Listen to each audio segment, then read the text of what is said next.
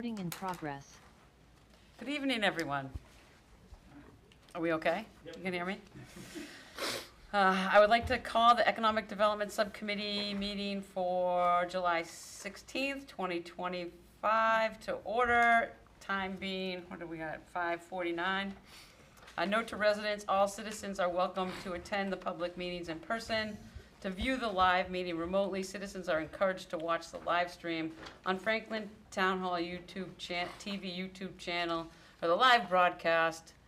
On tonight, we will be on Comcast Channel 8. Is that correct? That's correct, Chris, right? And Verizon Channel 28. 28 or 28? 28. To listen to the meeting remotely, citizens may call in using the information provided below. May call in using the number 1-929-205-6099. To participate in the meeting remotely, citizens may join a Zoom webinar using the information provided below on the agenda that's on the town website. Meetings are recorded and archived by Franklin TV on the Franklin Town Hall TV YouTube channel, and it will be shown on repeat. Will it be on the government channel on repeat tonight, this one? Okay, it will be on repeat on Comcast Channel 9 and Verizon Channel 29. The Zoom webinar details, the ID number is sorry, boy, I can't talk today. That's good. 819-047-63421. Any participant who wishes to speak during the webinar must enter their full name and email address when joining the webinar. All participants will be automatically muted upon joining the webinar. In order to speak, participants will need to select the raise hand function to request to be unmuted. All speakers will be required to state their full name and street address before commenting. Tonight, Councilor Frangillo will miss the first agenda item, but he will be here later. And Gus Brown is on, he's online, I think. He's on Zoom. Okay, right? Tonight we have 4 items on our agenda, so we're gonna get going. The first agenda item is the discussion and recommendation of creating the Crossing Neighborhood Zoning District. So do you take it, or does Sure. Amy, you wanna take it? Yeah. Jamie? Thank you, Madam Chair. It's lovely to be here. So the first item on the agenda is a goal the council has voted on to do this session.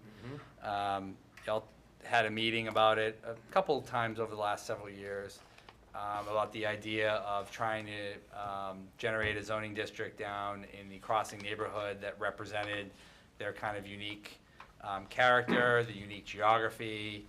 And I think with all of the recent activity down there at the Children's Museum, the potential of accessing the SNET Trail, some housing projects in the Mill Store, some redevelopment, some restaurants that have popped up, both old and new, La Cantina, Jimmy D's, both kind of vintage but also modern.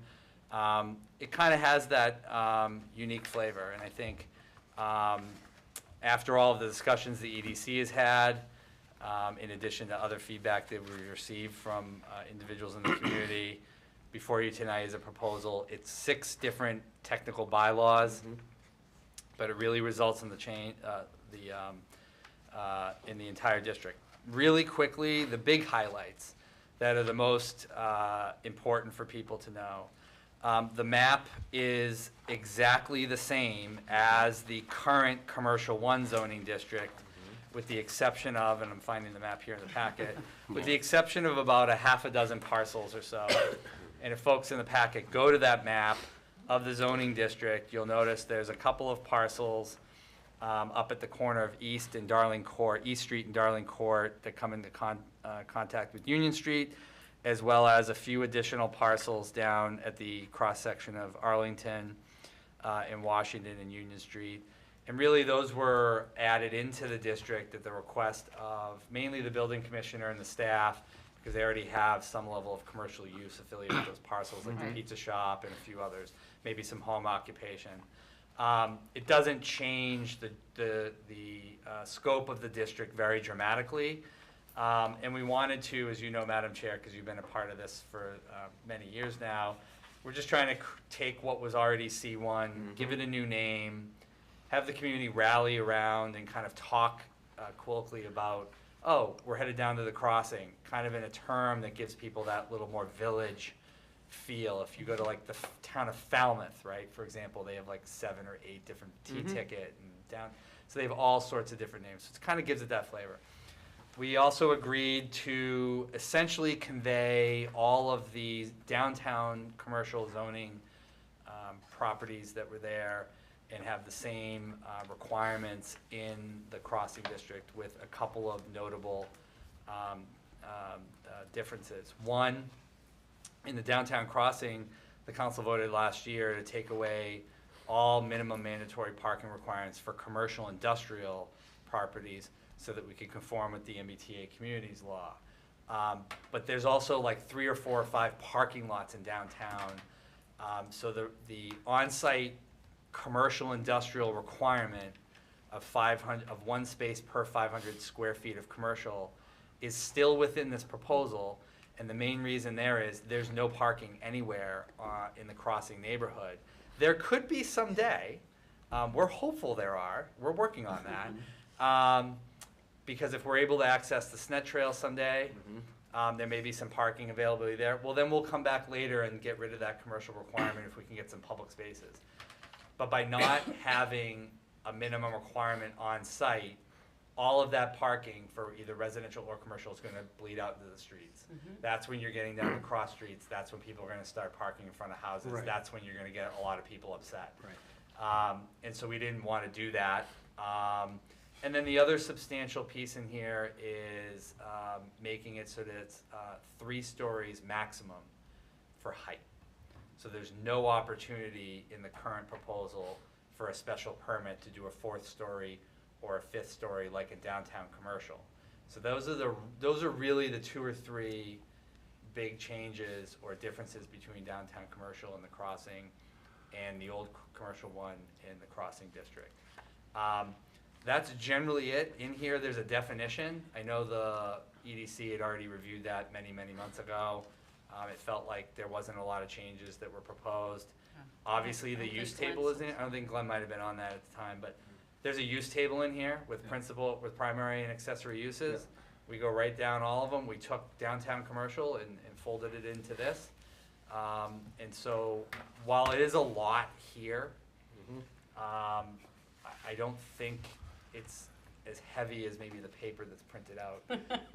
We printed it out on, It's so. a lot, but it's not that much. We've left dimensional requirements the same. We didn't get into all this stuff. We tried to keep it manageable. I think 3 stories is the right height maximum for that neighborhood. It is not downtown commercial. It is different.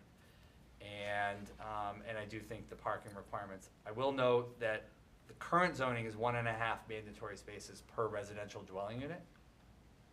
We're proposing 1 per residential dwelling unit, just like we did in downtown commercial. So I think this zoning will be highly successful, whatever iteration it comes out at. I think people around the community will like what we're doing, and obviously the town attorney and the town planner here, as well as the building commissioner who was online, if any of y'all have any questions.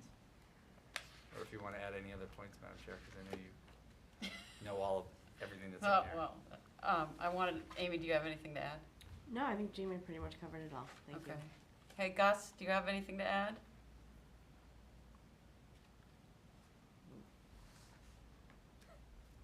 Oh, let him in as a panelist. Yeah, Oh, he was? You have John mute. he's muted. Hi, can you hear me? Yes. Yep. Hi, Gus. Testing, Gus, testing. I switched over to my laptop, so, and what was the question? I'm sorry. I didn't know if you had anything to add to Jamie's description about what we're discussing. Or the No, I think- downtown crossing neighborhood district. I think it's great that it's been promoted this way, and we just hope that people take action down there in that area. I know some places and some owners have already, even before this bylaw change. But other than that, I think it's a great thing, and looking forward to it. Okay, thank you. Counselor Jones, do you have any questions, any comments? Oh, sure. Couldn't resist. Actually, just a couple of historical questions, maybe to Jamie or to Gus or to even Joe, or even maybe even Steve. That area, this particular area, had a economic revitalization some years back. How long ago was that? Because they put the new lights in, they had hoped to kind of energize that neighborhood, and ultimately it kind of, well, it's growing, don't get me wrong, it's growing. But how long ago was that they put those period lightings in, kind of striped the street? I think it actually had a green and Italian type of stripe down that at one point. Was that 20 years ago that they tried to really bring some life to that neighborhood? We had the sidewalks and some brick Yeah. curbing, the lights, cleaned it up. Mm. I think there was a few buildings too, also. I Yeah. think the barn across the street from the former Agwa, I think there was some other properties, but I don't think the town has seen as much revitalization down there up until maybe the last 3 or 4 or 5 Right. years. I mean, I think what I like about it is, and we talked about this at the EDC meeting you missed, Yeah. is we did nothing. And good old fashioned, just general economics has built it to where it is now. Particularly La Cantina, particularly the Children's Museum, particularly Acapulco's. Right. That's not to slight any other businesses that are already there.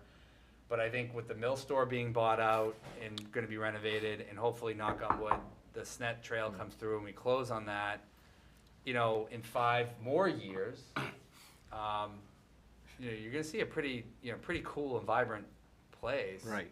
Well, that's That a lot of people are the gonna wanna hopes. be at. That's the hopes with this, and I know it's been some, because it was before my time that they did that area. Probably, well, I was probably here in town at the time, but I wasn't on the council. To help get this neighborhood kind of picked up and revitalized a little bit. I thought that was the hope, but in my opinion, and I think many people can agree with me, one of the things that kind of stymies that neighborhood, and I don't think it's the crossing.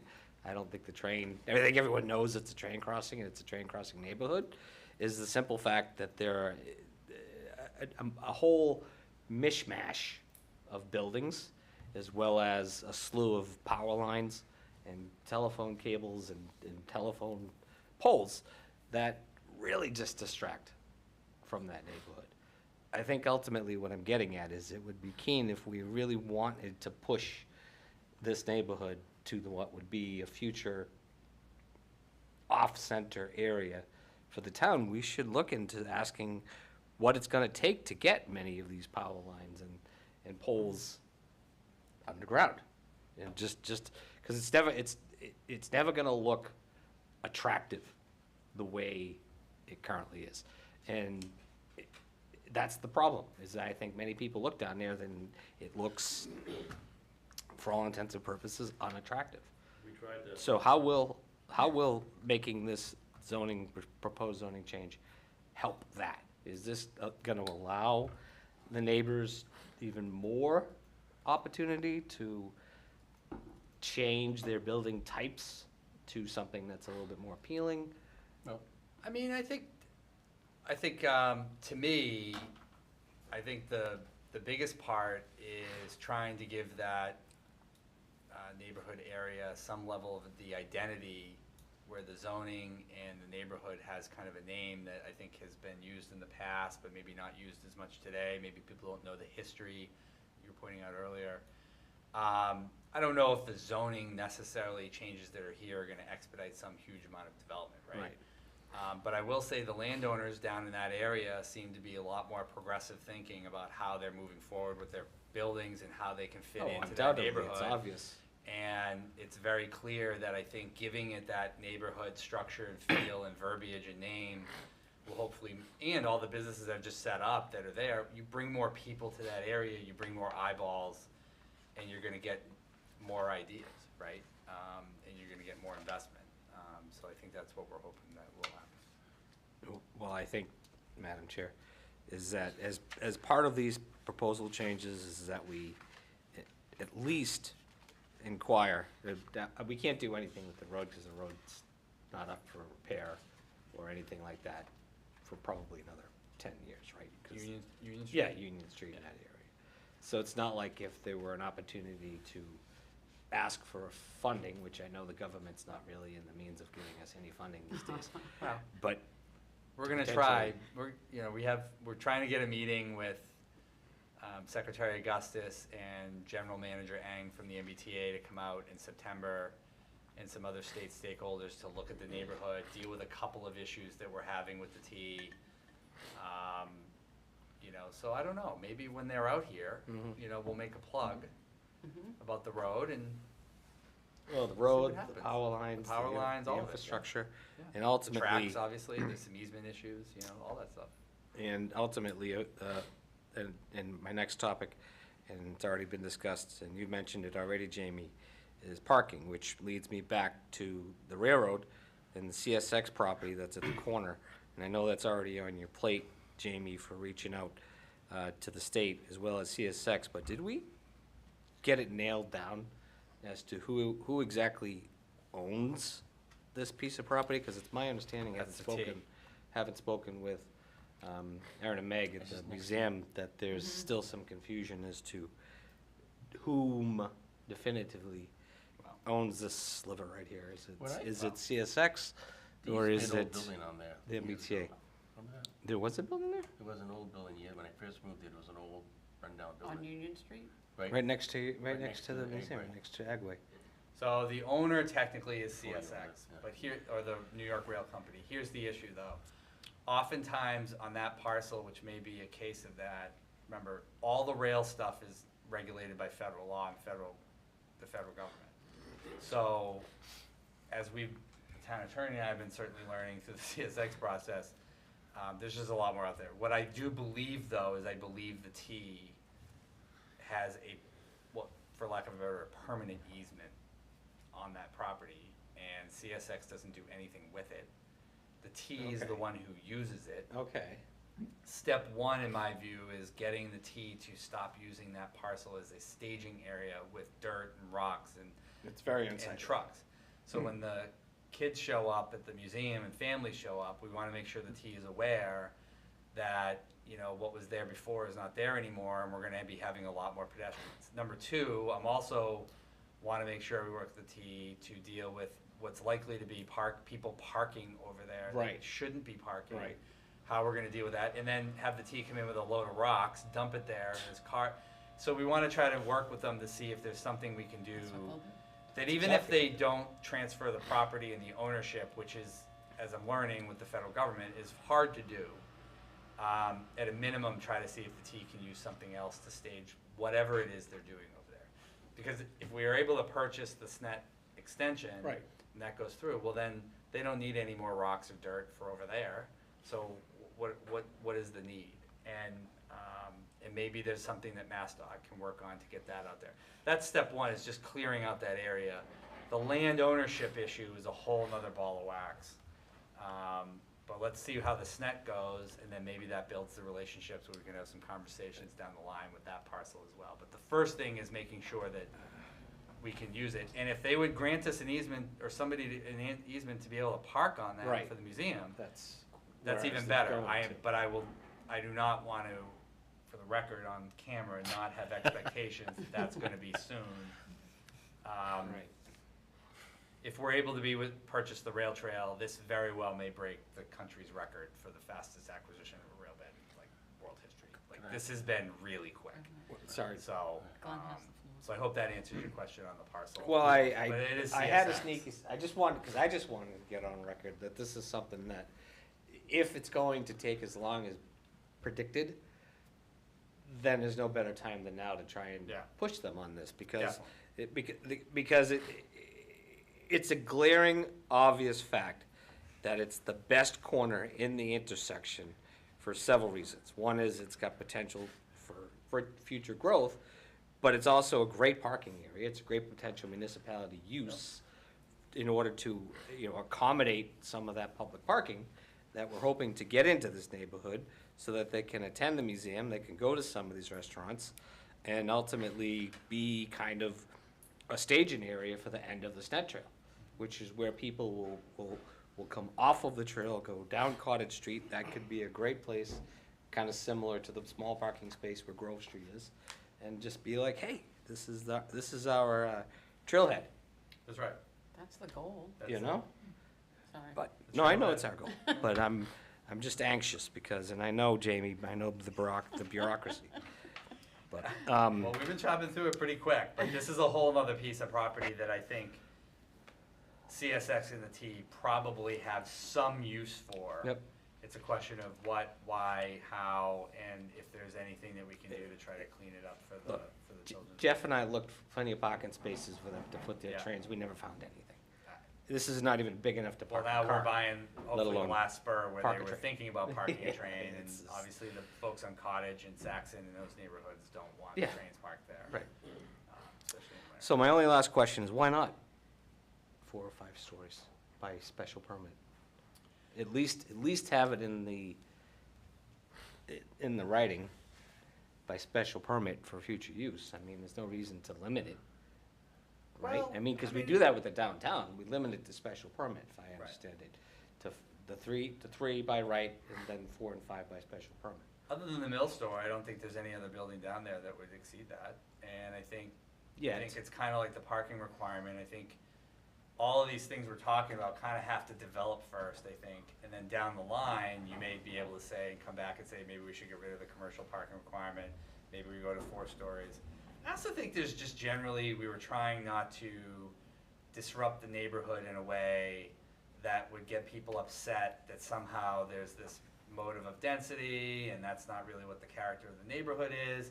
We saw that in the citizen survey where people really prioritize, neighborhood character at a high level. Doesn't always necessarily mean height. But also you have smaller parcels down there. That's very noticeable. And so you've kind of like, to figure out how to get parking and all the other pieces for a 4th or 5th story is probably gonna be a little more challenging than downtown. Understood. Which, ironically, this section seems to have very similar issues as the downtown, where you've got a lot of property owners who abut each other, in whom to turn it into any kind of usable size of a lot, you would have to buy up several lots to do it. Right. It's just crazy.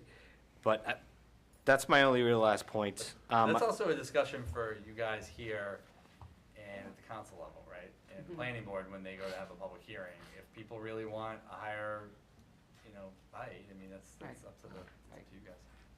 Okay. Other than that, I think it's great. Just anything to kind of help get this moving forward. Put it on the map. Is a, thank you. I thought I had the hokey jokes too. That was bad. Beat me That to was it. bad. That was Boy, good. you That was guys a are good like- dad joke. You guys are scaring me. So, thank you, Madam Chair. Thank you, Counselor Jones. Counselor Sheridan, Yeah. you had a question? In all seriousness, how do you put it on the map?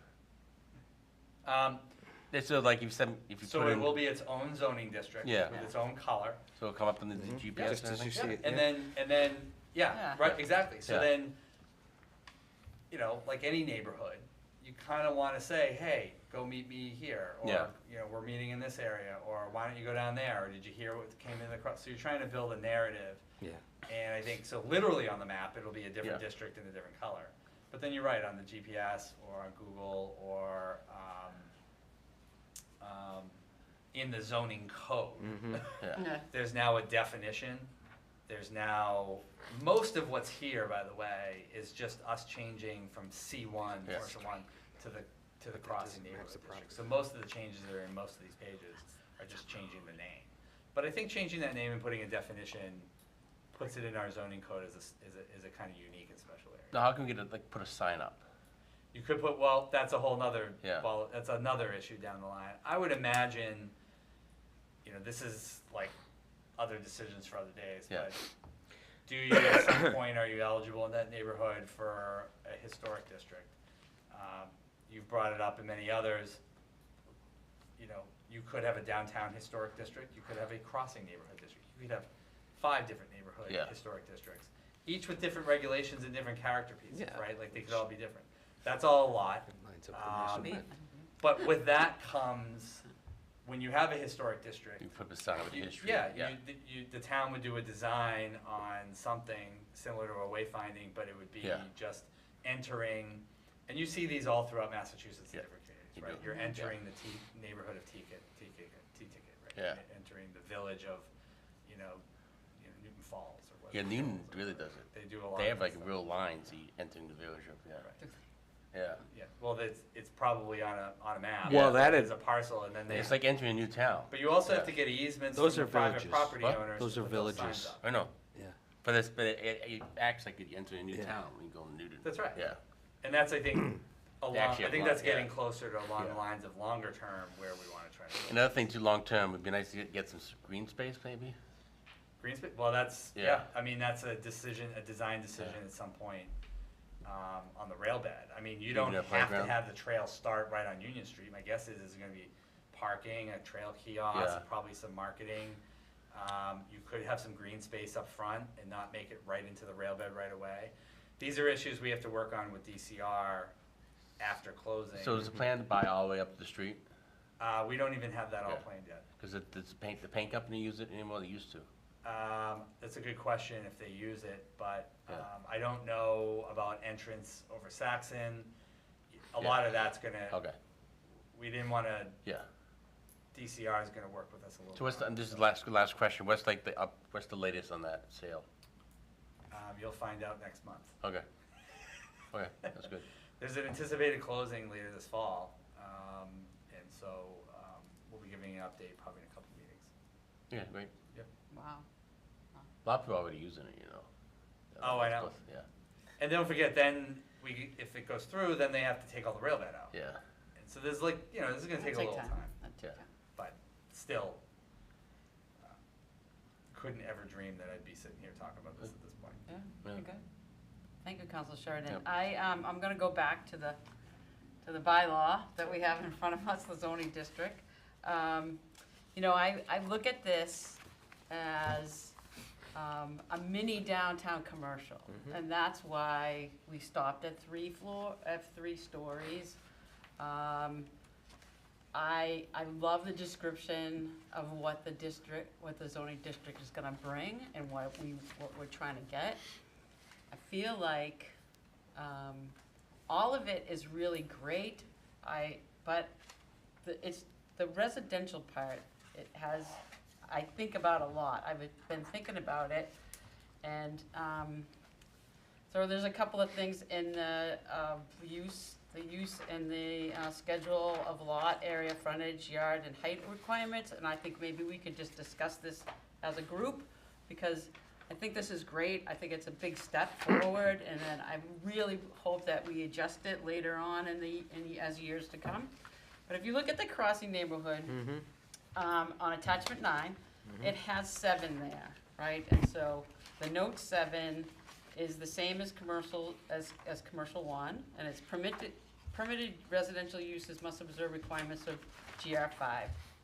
And so to me, I feel like it's the crossing neighborhood area is kind of a higher density than what's around it.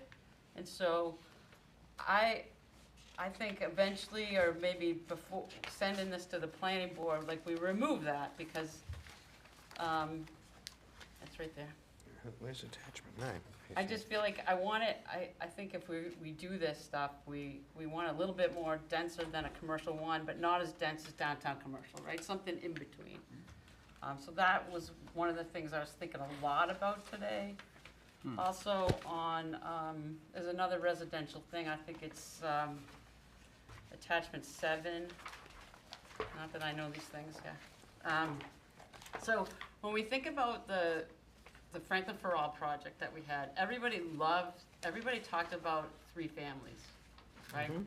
And how they wanted the way that neighborhood developed, the historic part of it, like there's like these really cool buildings on Union Street that are 3 stories, 3 families. And I'm like, why don't we so the idea to put this into the use schedule was to allow for three 3-family housing units to be by right. But then so we have that, which is great, but then it also puts a restriction on it for a bigger size lot. And I don't think, Boy, I'm here. Oh. I got the answer you have the answer. for that particular issue. Okay, all right. And so that, to me, I didn't know if we wanted to think about removing that, or if we wanted to wait for planning We're board for the talking about hearing. number 3, right? No more There's than already a one bylaw dwelling. in place that addresses that. The 2? If you look at the newest zone, All right, this is Joe Halligan on the. oh, I'm you- sorry, oh, Joe Valley, okay, I'm yeah. sorry. If you look at number 7, Yeah. I had this discussion with Brian Tavernier Yeah. in February. The new one is of 24. 3-family and mixed use are exempt from the residential 5 and can go with C1, which gives you all those setbacks you're looking for more density. Okay, but, That issue you're talking about is specifically written in here.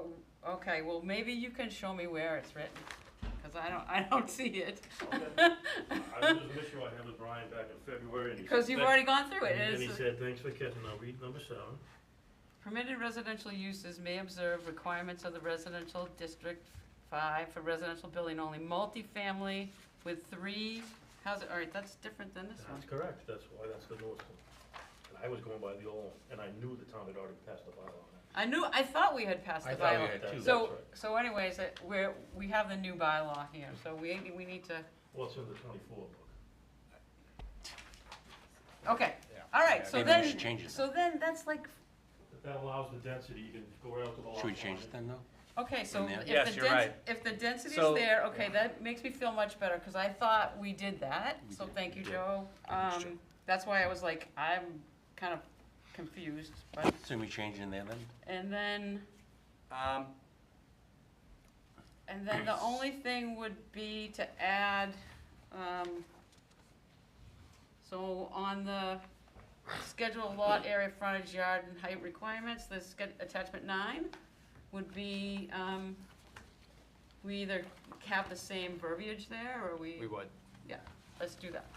So we're That Now would that be- I'm looking at this, I just think we didn't add it into the version, so I Correct. appreciate Joe picking Yeah, that up. But and that the- was approved, and that is not an amendment that you would need to make here. Okay. We'll Just just was stick never that added. in. It's already in there, yeah. It's already in there, so we'll That's- update okay. this to go. Okay. That's what I thought. Also, online, just so you guys know, online, the old accessory dwelling unit thing is there. It all says BA all the way across. Still online. So That's when you probably go, true. On town code? yeah, Oh, okay, alright. yeah. We'll fix So it. there's a couple of things that need to get updated. Like, we were thinking alike there, Joe. That's kind of scary, huh? So we don't have, But that's good, okay, I wasn't going out of my mind, and, Nope. it will be a little bit denser, it'll allow for, so 3 families. can't allow go for the up there. 3 families, Yeah. especially if we do 3 stories by right, that's a 3-family, Yeah. right? And I understand if you go more than that, you might go wider, and then you need to have more space. I know, we can make it look like the Back Bay, and we can have rooftops that connect and have a party in the roof. Yeah, It'd be great. the southeastern Yeah, hit golf balls walkway or off the something. roof. Did a roof Yeah. fest. So I think that was the only thing, my question, and I believe it's answered, right? Is that right, Amy and Gus? Yeah, I'd have to see it. I know Jamie's got it over there. Jamie's got it? Okay. This is language we had before. I think it just was a Mm-hmm. oversight in the code. I think what happened was there was a version that we used on this Mm-hmm. that didn't include this, because we have too many versions of too many things.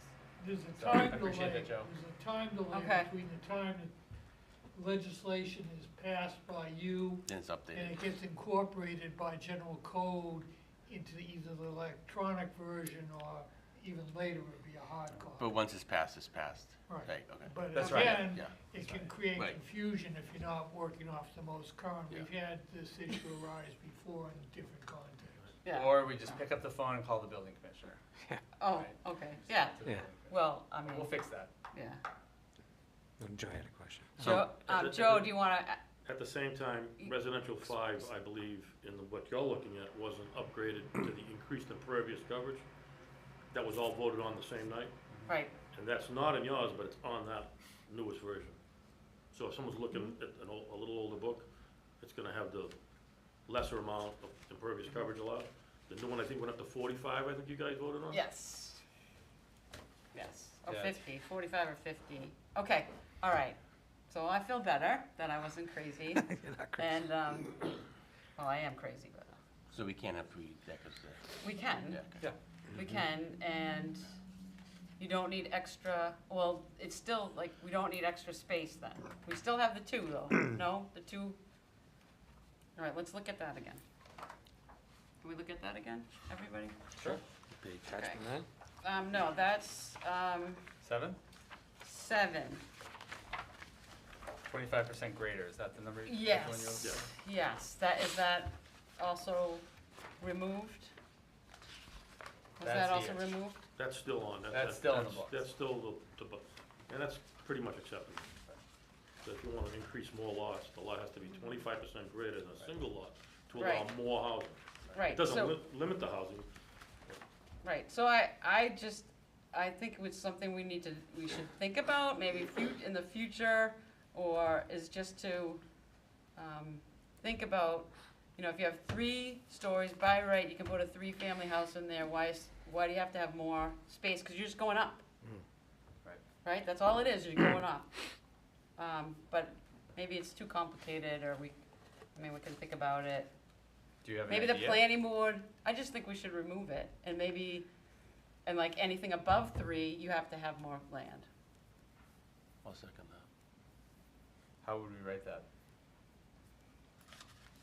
Just remove, so if you remove the note, If you remove the note, lot area must be 25% greater than that required for a single-family dwelling. yeah, I'm trying to On find my, attachment 7. What I'm saying is if you I'll had let a single, everybody catch up. if you had a single-family home on a Right. single lot, Yep. you're not 25% greater, but you can still go 3-family. right, So Right. yes. what's the Stay object- within the I'm footprint. just trying to find what the objective of the idea is, because you can still get the 3-family, which is I think what we all want. But you need to have a bigger lot. But you're still gonna need parking, 1 per unit. So what's a lot size, to get a 3-decker, then what's the size of the lot you need, roughly? Well, I think it's minimum lot size 5,000 a year. Right. Yeah. And not, 625 or something, like 6, I can't find my residential thing anymore, I must have split them all apart. I would just say that if you want to make a change, Yeah, we should do it now, or no, It's because now you get the kick in C1, it's 1 unit per 2,000 square feet. right, So there's a lot more than just changing that little figure. right. It's a whole It's a whole thing. right. workshop's gotta be figured. okay, all right, well, I think it's something we need to think about, but we don't have to change it now, I just think in the future, that would be something I think we should talk about. And because I feel like this is a great step, and I'm really excited about it, but I feel like it's dynamic, right? And since it's new, we can always change things around, right? We can also ask the planning board to address this at their public hearing and get to your earlier point, ask them Yeah, their I would thoughts. like to know what they think. I've heard from a couple of the planning board members about this, and they like it. Yep. I just want them to think about that, about changing that, if that's something. That just makes sense, it just doesn't make sense to me, it's not logical, so that's why my brain gets stuck on it. So we'll ask Amy Love to remind the planning board of this conversation from the EDC meeting and see if we can highlight this point at the planning board public hearing. Yeah, Is that fair? Amy, can you do is that okay, Amy? Thanks. Is that okay? All right. Whew. Please come up to the microphone. Can I use the microphone? Is that okay? Absolutely. Thank you. Name and address, or name, I don't, like, whatever. My name is Maxwell Marangello. I live at 127 Central Park Terrace, and I just want to say I appreciate you thinking forward and putting the first step in this conversation about how we sort of get more densification and affordable housing, and into the downtown crossing by just sort of and making it a destination for folks. And I just want to clarify, this is the first step. I'm hoping there's going to be more discussion about, do we want to have parking like right on the street, or do we want it hidden behind the building where it's less ugly? Because it's just driving down a road and seeing all that parking, it's just ugly. But I had a few things. My first question is about 417 Union Street. It's parcel 2960585, and it's a pink it's not on the list because it's not in there, but it's a little pink island in the map. And I was just curious as to why that was sort of sitting by itself there, if there was a reason for it. And I have some other questions. I don't want, do you want me to give everything now, or do you want me to let you answer that question? Let's do one at a time. Which one was it? Do you know where it is? It's, Yeah, it's right at the corner of Washington and Arlington. Yep. It's 2 parcels deep. So Okay. it's on the left side. I'm going back to my map here. Washington and Arlington. It's right, this one right. I think what he's referencing is this one that's in light pink. And the one above it is, Between the single-family 3? Yes. right. Okay. Oh, yeah. So I just thought, it's kind of messy, and I mean, right now it's residential, but in the future, it might be, could be a business, or could be a little denser. So I just didn't know if it made sense to, I noticed that too. So good catch, Max. I do agree with Max, that should probably be part of that. There was a reason. Do Gus or Amy know the reason? Do we remember? Well, I think when we focused on adding those few extra lots, we were just looking at the use. So given that Right. this is probably a residential use is why they kept it in, single family 3, I think we talked about that before. 4. Yeah, that's why Don't know. we kinda left it in that. I think we talked about making it, commercial, I think. Yeah. Gus, do you have if you can talk? He might remember. Sure. Yeah, he wouldn't remember. I know that 12 Washington Street is a commercial building. And I don't have the map in front of me, Amy. Did we include that in the neighborhood, in the Crossing neighborhood? It's a Is there a way to house. get the volume up? No, it's cranked. It's cranked? Oh, It's a- okay. It's a house. We can- I know that law. We're having a hard time hearing you, Gus, so we're gonna figure out what you just said.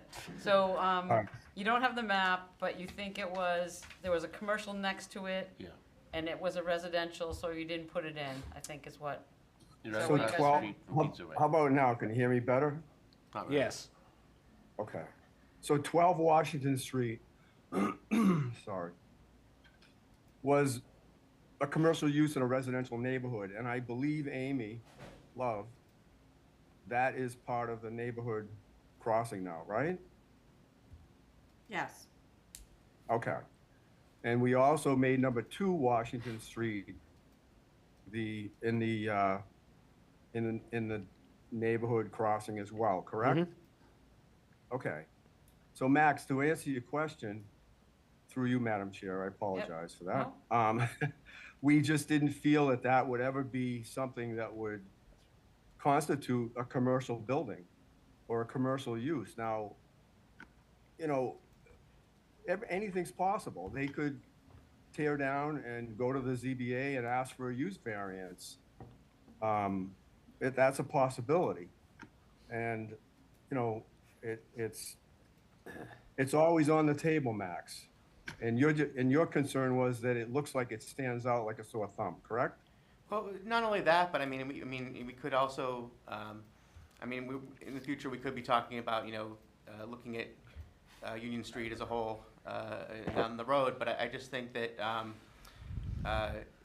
if it's next to something that's going to be dense, why do we stop where we stop? Because I don't think that it's ever gonna be commercial up that end of Union Street. That was our thought process on Okay. that. Go ahead. I do recall. Yeah, now, it. I remember the discussion, so I remember it. we decided to make this commercial use, this at the corner. Was already a commercial use. So, No, then we added one more at the So- corner, Yeah. right. across from Pizza Way. Correct. That was not commercial use, now it is. Correct. Even though there's a house there. So the difference is that's at the corner of the 5 Yeah. corners. And that looks When still, you get to the parcel that Max is referencing at 417. it doesn't look as though, if you drive by it, it does not look out of place, as this may seem in the map, because there's a house Right. farther down Union Street. Yes, I know exactly what you're talking about. Right. It looks out of place here, but if you drive down the street, It it doesn't look out. It makes more sense, Max. If you, No, So if I'm you- fine, I just yeah. thought I'd mention, I Yeah. just didn't know. I did have some other things. The first thing was, I just want to build off of Councilor Jones' comments about making sure that the downtown has a character with regards to the wires and that kind of thing. But I also noticed that there's stuff in the bylaw about the sign design review. And so would this district be added to design review, and would that help improve the character of this district? Yes. Okay. I mean, it's on the, Sign it's, sign regulations. there's are the sign, same. it is in the, It's- it's added in, it- right, don't you, I think Amy Yeah, added it. it would fall under the same rules. And then I also wanted to, I appreciate all the work that the master plan committee did, especially Chairman Jones. And one of the things that was in there was talking about trying to make downtown more family friendly. As well as, and you know, because it's sort of extension of downtown, one of the things that actually made it into the master plan was LU 4.7. And that was revisit bylaws to expand use of family-friendly entertainment businesses, including but not limited to an arcade facility. And now, a lot of arcade facilities, you might think of the noisy places where there's, you know, kids crying and everything, but there's actually a very nice facility in Plainville, One Up Games, that seems very nice, very pleasant. We don't have to make it a straight approval, but if it could go to the planning board as a compromise, I think that would be something that we could do to attract more businesses to that area. So I was hoping that on the list of I don't things? I think they took arcades out of our bylaws specifically for the downtown area. it's in here, it's in the I sheet think that it's, I got. I Years think it's ago. on the use. Are they prohibited? They're prohibited in the downtown area, yes, but they're not, There's definitions, Mark, Right. there are definitions on arcades, and That's very nice. maybe technology has changed, because I Yeah, think it's from the Pac-Man, 80s. but Yeah. younger Yeah. folks may think, and older folks may feel different, but we talked about this because the downtown partnership had asked for this, because there was an arcade proposal, but we haven't gotten any details of what the proposal is. Then we heard it was Dean College that wanted an arcade. I don't know anything about it. Yeah, I'm not opposed to arcades at all. I think they're fine. I think Max is right. Mm-hmm. I won't go to them, but unless they have an old vintage Pac-Man. yeah, but, well, at least a pinball machine. But, or a pinball machine, skee-ball would be better. I don't know where you're gonna fit all this, but, I don't know where it's located, Max, on the, use chart. And Mark, I don't know if you had something about the arcade definition. We've been talking about this quite a bit recently. Well, we looked at it because there's a certain number of devices that are called automatic amusement devices technically. Certain amount of devices that you can have, it's a small amount, I believe 4 or more becomes an arcade, or is it 5? So up to 4 you can have. After that becomes an arcade, which is indicated is generally prohibited in all districts, because there was a time period when that was Distracting. the issue. Yeah. That just you seems gotta be very- concerned- You still Well have to be played. concerned today about unintended consequences. There are other things that are being proposed that might take place in conjunction with that. And also, Like illegal it's a gambling. traffic issue as far as the bigger, you know, Yeah. the more you make a place attractive for people to go to. Isn't that what we're trying to, through the chair, isn't that what we're trying to do? I mean, are we trying to make downtown and downtown crossing attractive? But I'm not, nobody's opposed to the arcades, so if folks wanna like put the arcades in, it's I would. fine. That sounds like. I just don't think it's his, I don't think it's Okay, all like. right, I'd guys, say- wait a I minute, have one at a time, last at a thing, time. one last thing, I'm sorry. Good, Yeah. Max, sorry. One at a time, please. So finally, just to get back to the main point around sort of the density, whether it's going to be more like commercial or whether it's going to be more like downtown. I know downtown for 4 units under footnote 3. No. For 4 units, I guess it's downtown is 2,000 square feet, but under the current bylaw, it's 2,250. I didn't know if there was if we would prefer 2,000, if we would prefer 2,000, what it is currently. But I just wanted to say that it is denser downtown in terms of the square footage for 4 family. I just wanted to make sure that the committee thought that was appropriate. So that's all I got. Thanks. Okay, thank you, Max. I think I agree You with like Max. that, Seth? Arcades would be kind of cool just to add to the use list. I mean, well, we have to take it out of the prohibition list, Yeah, which is right? something I've Prohibited actually list. proposed to Mark Wouldn't and we? Jamie before, is to bring it out. This was probably about a year or so ago.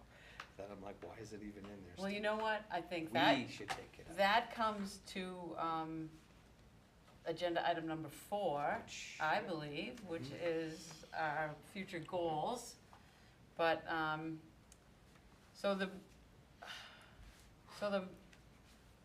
the last thing that Max mentioned was the density, and I think we discussed that already, right? Did we? No, so like, you're saying 4-family now. I think we No, talked yeah, about so it's a 3-family. different footnote, so I don't know if when we were talking about the footnotes being resolved, that was one of the footnotes that was resolved. But this Okay. was for 4-family, not for It's- 3-family. It says 4 dwellings. 4 dwellings, It doesn't okay. say 4 family. Oh, It my says bad. Yeah, 4 units, I think, right? Well, the ADU would still Yes. qualify for that parcel. Right. Right. If you had a triple decker, you could still have an ADU. No, I'm just questioning whether it should be 2,000 or 2,250 for that footnote. So 2 and 3 on that attachment, it's what it's referring to at the top, it says. Right, that's the 1, downtown 2. commercial. Right? So currently it's 2,250, and I was saying it should be more like downtown commercial, which is 2,000. So you're saying. What's C1 now? Do you know, Joe, off the top of Is C1 2,000 now? 2,000. No, it's 2250. 2250. 2250. So I think that was the only reason is originally the feedback was just cut, copy, and paste. Doesn't mean Yeah. you can't change it. So if you want to do 2,000, we can certainly do 2,000. It's up to you guys.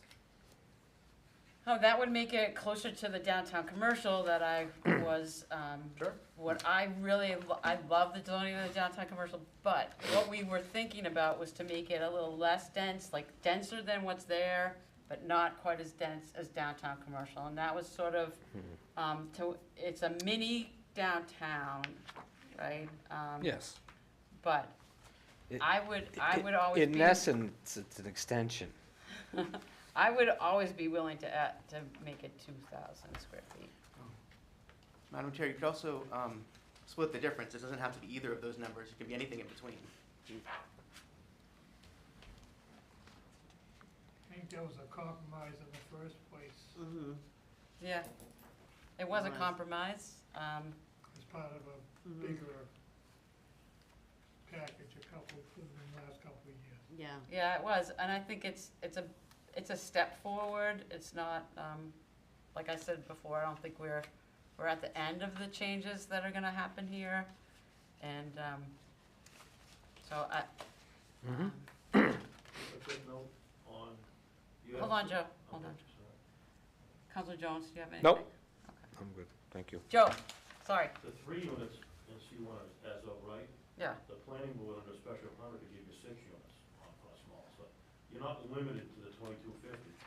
That's only as of right for 3 units. right, So if someone wanted to go in with 4 to 6, you go to the planning board, which I believe anything over 3 units, you have to go to the planning board anyway, whether it was Thank you, for right Max. or not. So you'd still get more units like he's talking about, so it still can get very dense.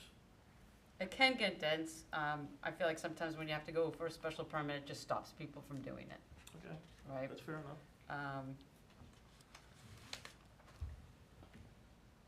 Counselor Sheridan, do you have anything to add? I just like the Levi's arcades.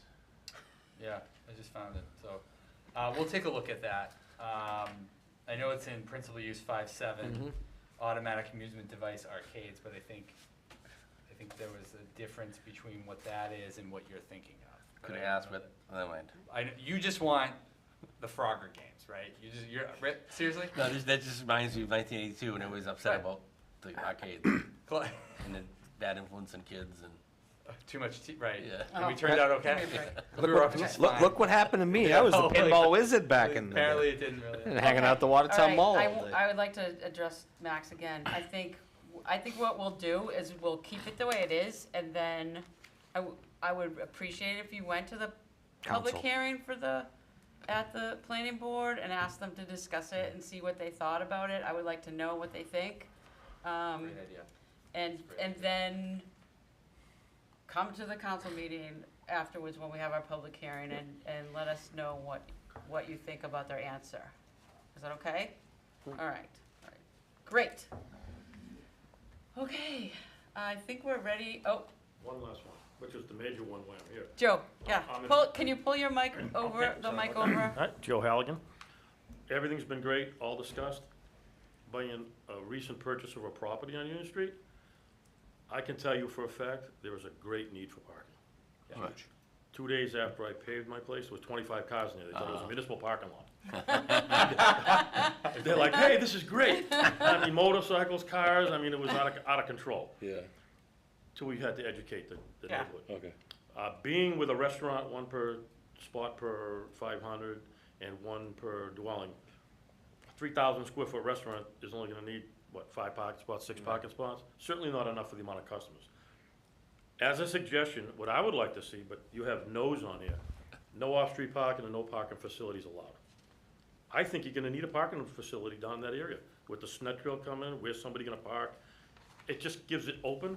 Right now, it says parking facilities, off-street parking, not allowed, N. So if someone, Can you tell me which attachment it is?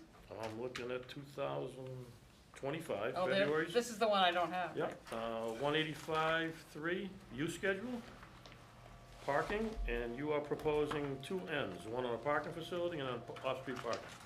Which, it's 2 point what? .8. 2.8, okay, got it. I don't think it would hurt to eliminate that. That if someone wants to put a parking lot in, it would work. Because there is no parking. I see them parking across the street at the lighting store, they're and the museum hasn't even opened yet. And the SNET trail hasn't opened, where they're gonna wanna park and take their bikes or walk. It opens up an avenue, otherwise, we could leave N, but I don't wanna get into the next subject, but it would just require a use variance to put a parking lot. It's 10 or more is a parking facility. Right. 10 spots or more? I was just gonna ask, Mark read my mind. So I bet you there's a definition in there where it's not necessarily what we may be thinking. Mark, 10 or more, is that a parking deck? Or parking lot. Anything less than 10 would not be prohibited. Parking facility is defined as 10 or more area, structure, or building. So that's why it was a no. I'm not saying Mr. Halligan's comment is right or wrong, but to his model of a 3,000 square foot restaurant, you would need 6 spaces, it wouldn't trigger this piece. Now, obviously, you need more. I'm saying, people have to park in general, somewhere. Yeah. For But I'm everybody. not against what he's saying. we're just making sure everybody knows the. It just gives people the option. It still has to go through planning board and permitting. You Right, can't go put a parking right, lot in. and depending on which particular lot, whether it even be large enough to It could be- accommodate, It could be anywhere. a It could be parking behind the facility. buildings, down, But behind the the planning mill. board would It could be still- a parking area behind the mill, maybe where Benny's Oil is someday, maybe behind Yeah. Franklin Sheet Metal at one point. Of course, nothing's gonna get built overnight, but it leaves that True. option I- open to have a parking That's facility. I don't have a. I Some of don't- those parcels, I think that he just mentioned down the street, You near did the the math, Saxon so- area things, might have a reuse someday for a parking That should facility. be a common. Especially on the track. It is a common. Yeah. Right. It should say What was the accept, track? Not accepting. Now it's real. Was The SNET trail. It's Yeah. now the stat trail. And some of Yeah, those well, that's gonna be parcels a abut that, Right. and it would be a beautiful parking area for Yeah. someone to park up Yeah. on the trail. Okay, Come visit the town, do the trail, come back, go to a restaurant. Yeah. thank you, Joe. As a practical matter, Mark Sherrill. I think as a practical matter, you're not gonna get anyone building a private parking lot that, for commercial, or realistically anyways, it is the only one that I'm aware of is the one the town has, which we in turn lease from the private property owners and build. So, I'm gonna go to Max. No, I'm sorry. I just to his point. Okay, I Counselor Jones. I understand that we haven't had a lot of interest in building these, but to simply restrict them right out of the gate means that if anybody even thought of having an idea, they're gonna say no because it's already listed as no.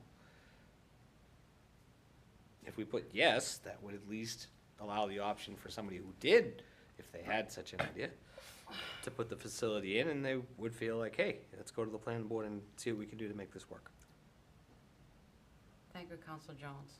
Max? We're Steve Sherlock. I don't know if he has that, is used to the setup of moving the mic, but, I think I want to make the committee aware that there is a cost to parking. First off, I'm not against parking, but I think first off, it's really unattractive to have parking in the middle of this new district, this fancy district we're putting in. So it should at least be out of sight, where it doesn't hurt the character of the district. Second, you know, that's something that you can't build other things on. You can't have a house there, you can't have a restaurant there, you can't have a business there. No. It's just a big bunch of concrete. And so, you know, I think that we can have parking, but I think it has to be done in a way that's tasteful, and I'm worried that just, it can't be just simply saying we allow it anywhere. It has to be done more carefully. So maybe we could look at planning board, or maybe them having it as an option, but I would be opposed to just have a blank check and saying, hey, put a parking lot anywhere you want in this new district. Thank you, Max. I think it would be a good thing to go to the planning board Yes. for a special permit and to remove the ends. And just put PB. And we need to have a design for what we want to see there, right? So, I agree with Max. I don't like parking lots in the front of the buildings. If it's hidden, if it has some greenery around it, maybe it's connected some way to something, like, there's a way to do it. There is a huge need for parking there. I know, I hear it all the time for people that are trying to get into La Cantina. Right. And that's why I ride my bike. But they're already all over the place. Right. They're already in Old Gold. Yeah. Yeah, they're filling up all those parking lots and on the streets and everything already.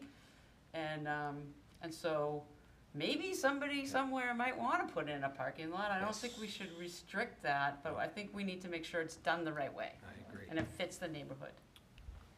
So we can either change that here, or we can add that to the list of the planning board questions that Amy's gonna bring forward. I would just I think we change should it here. change it here. Yeah. Okay. Let's Yeah. change it here.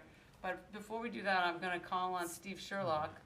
I was just going to thank you, Madam Chair, but I was going to reflect historically and add that note that at one point in time, and I don't remember exactly, but during early days for La Cantina, there was significant discussion from the neighbors a couple of times at council meetings around the parking that was intruding on their parking spaces in their neighborhoods. Right. So parking, as you've discussed already, it's a small neighborhood, there's tight spaces, it's an older section.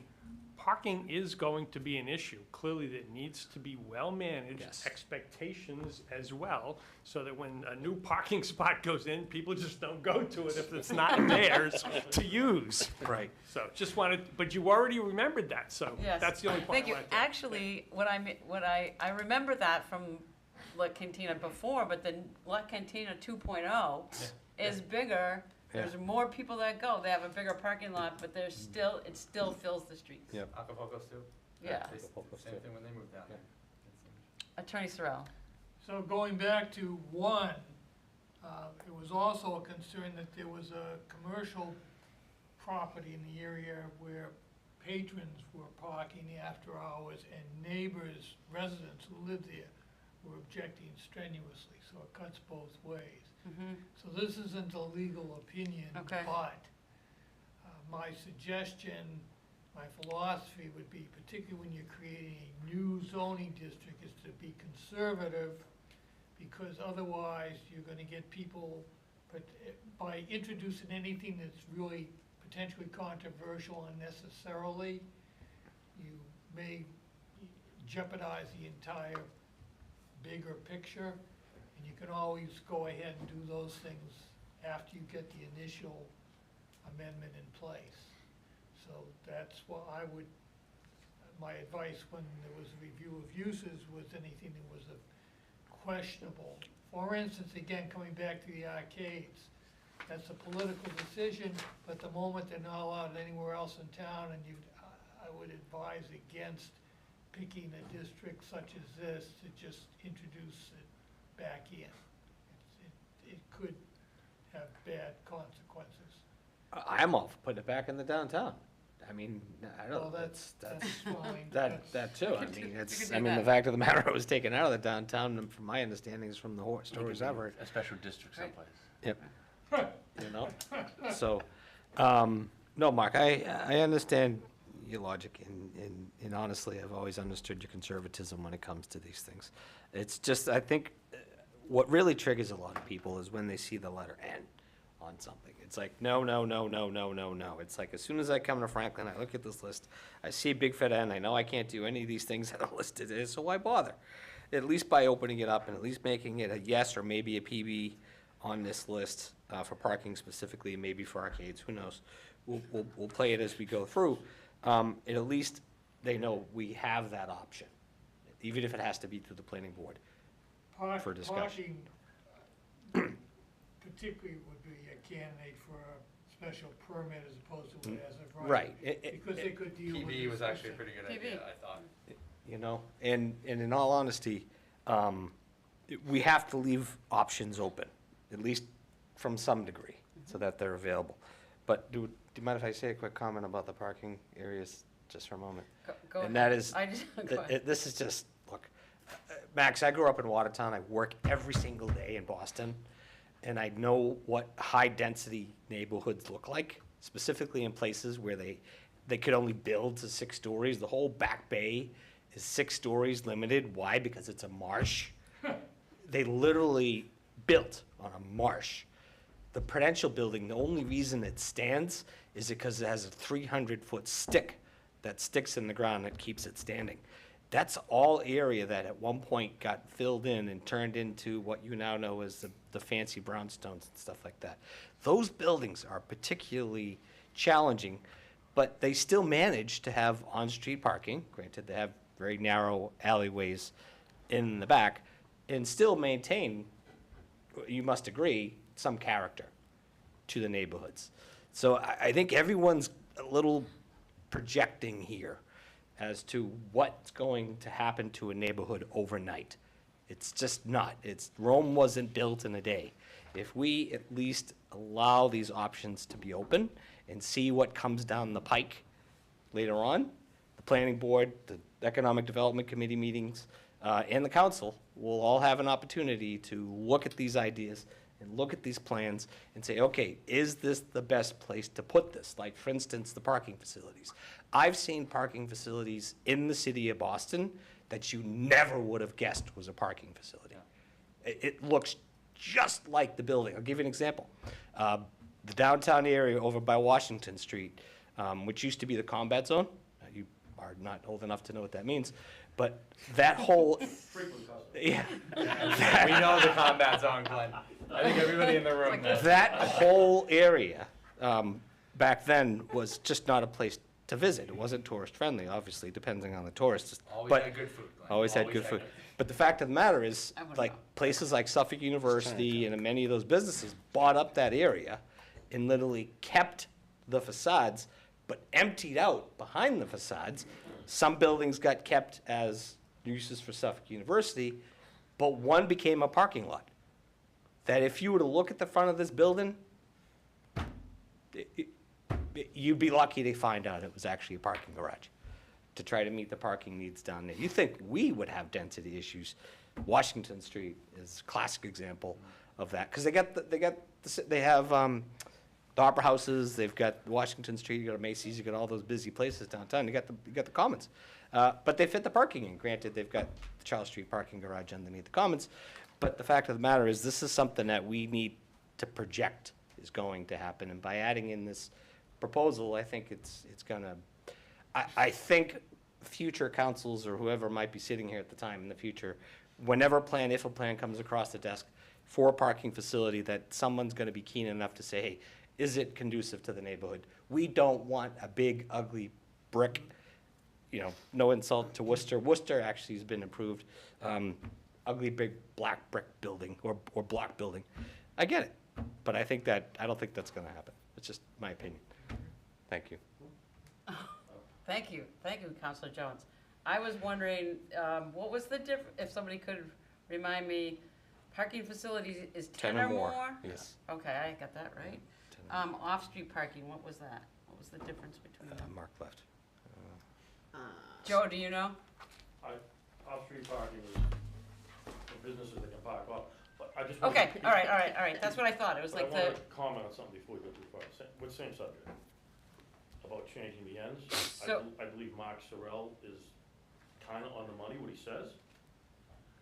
But because of the way this meeting's structured tonight, I don't know which way to go. I'm saying end now because I don't know how the next thing's gonna go, but this is a perfect candidate for a use variance, where they would have to abide by strict rules and regulations, and it wouldn't be a blanket for the whole neighborhood. It would be, someone's coming in, they want a use variance for that particular area, the town's in agreement, the neighbors are in agreement, and it works. But if the next meeting we're having after this, if that goes away, then you need this. So we're putting, I'm Well, I kinda mean, like, so one of the things, though, Joe, is that we're just talking about this to go to the council, to send to the planning board for the public hearings, right? And I just, sometimes, like, when something goes to the ZBA, it doesn't get approved, and we really think it's a good thing, then sometimes we recently we changed the bylaw to allow for a sign, and so I kind of feel like it's more regular to have it in the use schedule, so that everybody knows right away. Agreed. So that's kind of the way I come at towards it. So like, I want to be able to look online when I'm coming into the town and say, okay, I can do these things with an updated code, obviously, right? But and so like then, I have to go in front of the planning board, and the planning board has design regulations that came from the master plan, right? And so the master plan is a living, breathing document that we have to use, right? And so they need to use those design reviews. It doesn't fit into the neighborhood, and what does it look like? It's like, well, no, it's not gonna work. Or yes, actually, we need more, or we need less, and we change it. That's the fun part about zoning, we can change things. I like that. That was my rant. I'm gonna go to Jamie first, and then we're gonna go back to Max. Super quick question. I think a reasonable compromise on that is planning board by special permit. You don't have to do it, Yeah.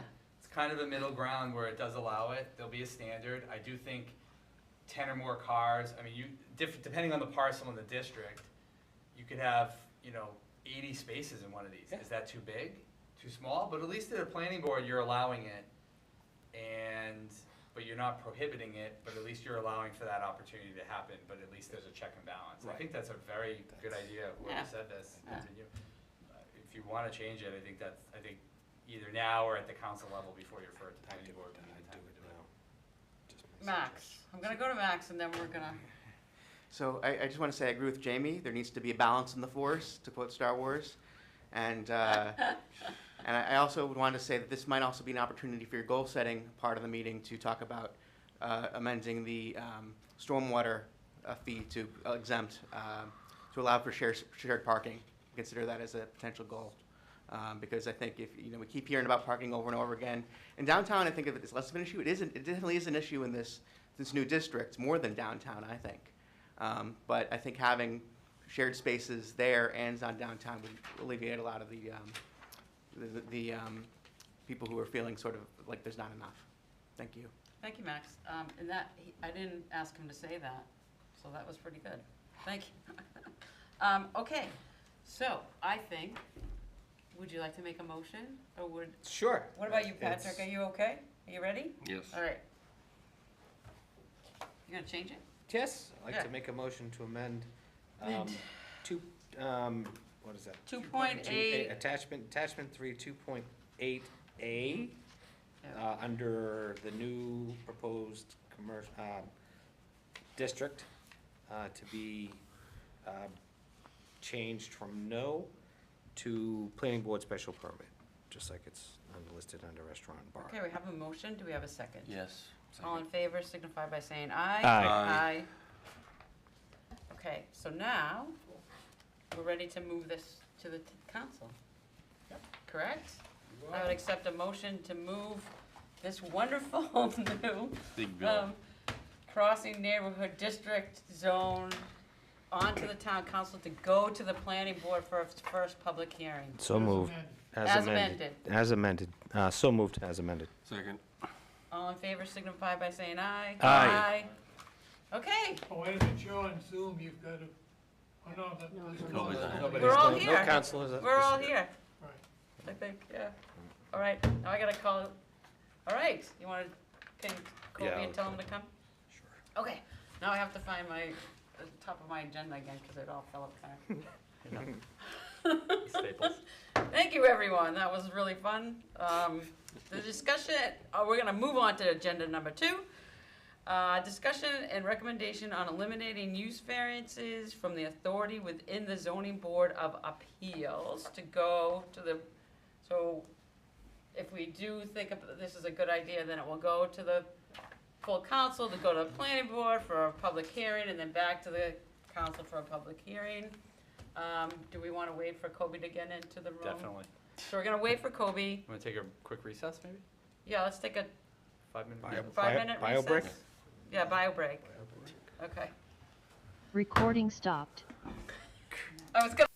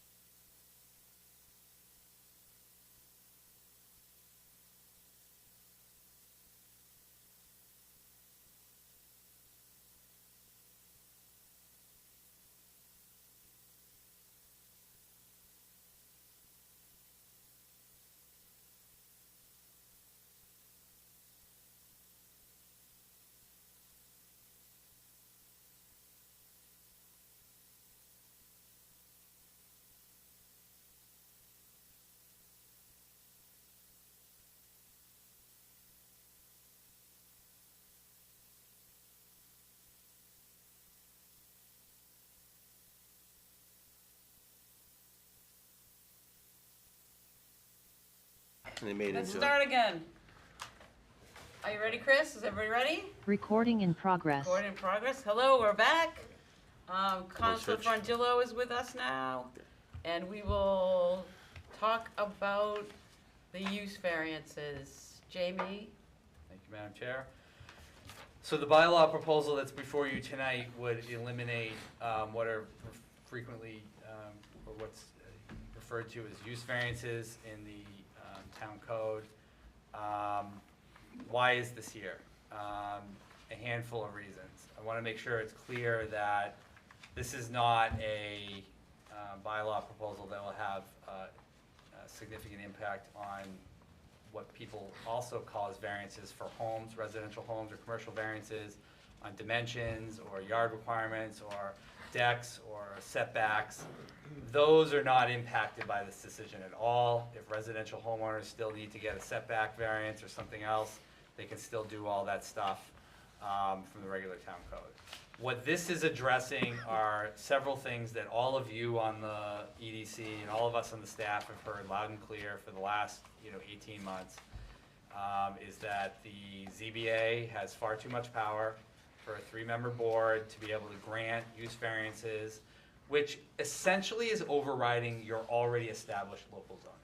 So for example, if you have a commercial district, the ZBA could allow a residential building in a commercial use where a commercial district doesn't have a residential use component to it, okay? So you're basically changing the uses. Another example, all of you just went through, and I think Councilor Hamlin just referred to it.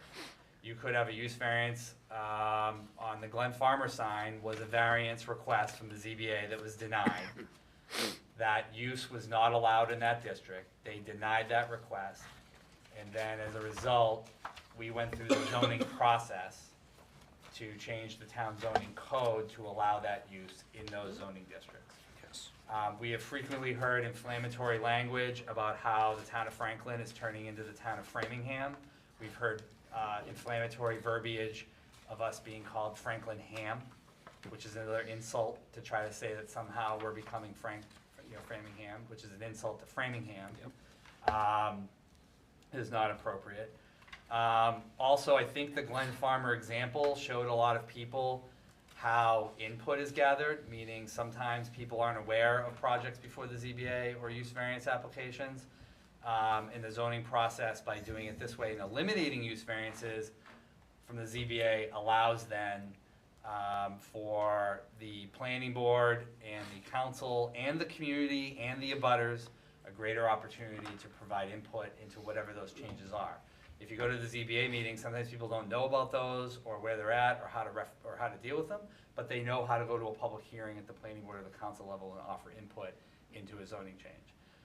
Fourth, by eliminating use variances, you will also be able to focus, I believe, on the master plan and what the 3 of you in particular were just on developed. The citizen satisfaction survey did, in my opinion, clearly back up the work of the master plan committee and a lot of the priorities and public input that came through you in the master plan. It may be, not the highlight thing out of that survey, but if you look at pedestrian friendliness, you look at mobility, you look at a lot of other things, clearly the community is looking for a lot more of that.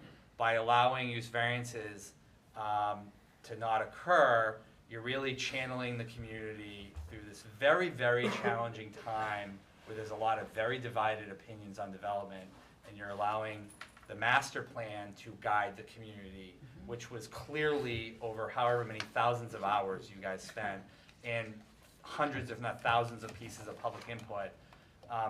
By taking use variances away, you're allowing the process for the council and the planning board in the future to guide the master plan execution through the community. And obviously, and we all have different opinions on these, but I'm just articulating a lot of the feedback I've heard and you've heard. There are obviously a few projects in town that have really inflamed the community for better or for worse on where housing goes, how development is approved, and right, wrong, or indifferent. That's the way a lot of people feel. What we wanted to do in working with the chair was bring forward something that you could have a discussion about. I do believe the chair of the council, as well as myself, does believe that still at a minimum the entire council should have this discussion on use variances because of the dissatisfaction in the community about where some housing is going. To be very clear for the record, if anybody watches this later on, removing use variances will not prohibit the Stobart's development or a couple of other things in the community that people may be happy of in their neighborhoods from happening. The simple fact is that this community is now pretty much built out. Most horizontal parcels around the town, there are really no major large parcels left. And I think this is a natural evolution of a community having a discussion that is fairly built out.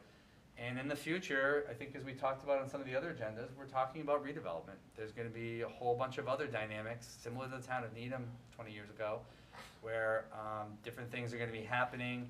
The subdivision of the 90s, there might be some small ones that you could get 4 or 5 units, or a few here or there, but the subdivision that people in Franklin have grown up in the last 30 years is gone. The 20, 25, 30, 1 acre, half acre subdivisions are going to be very challenging to deal with in the future.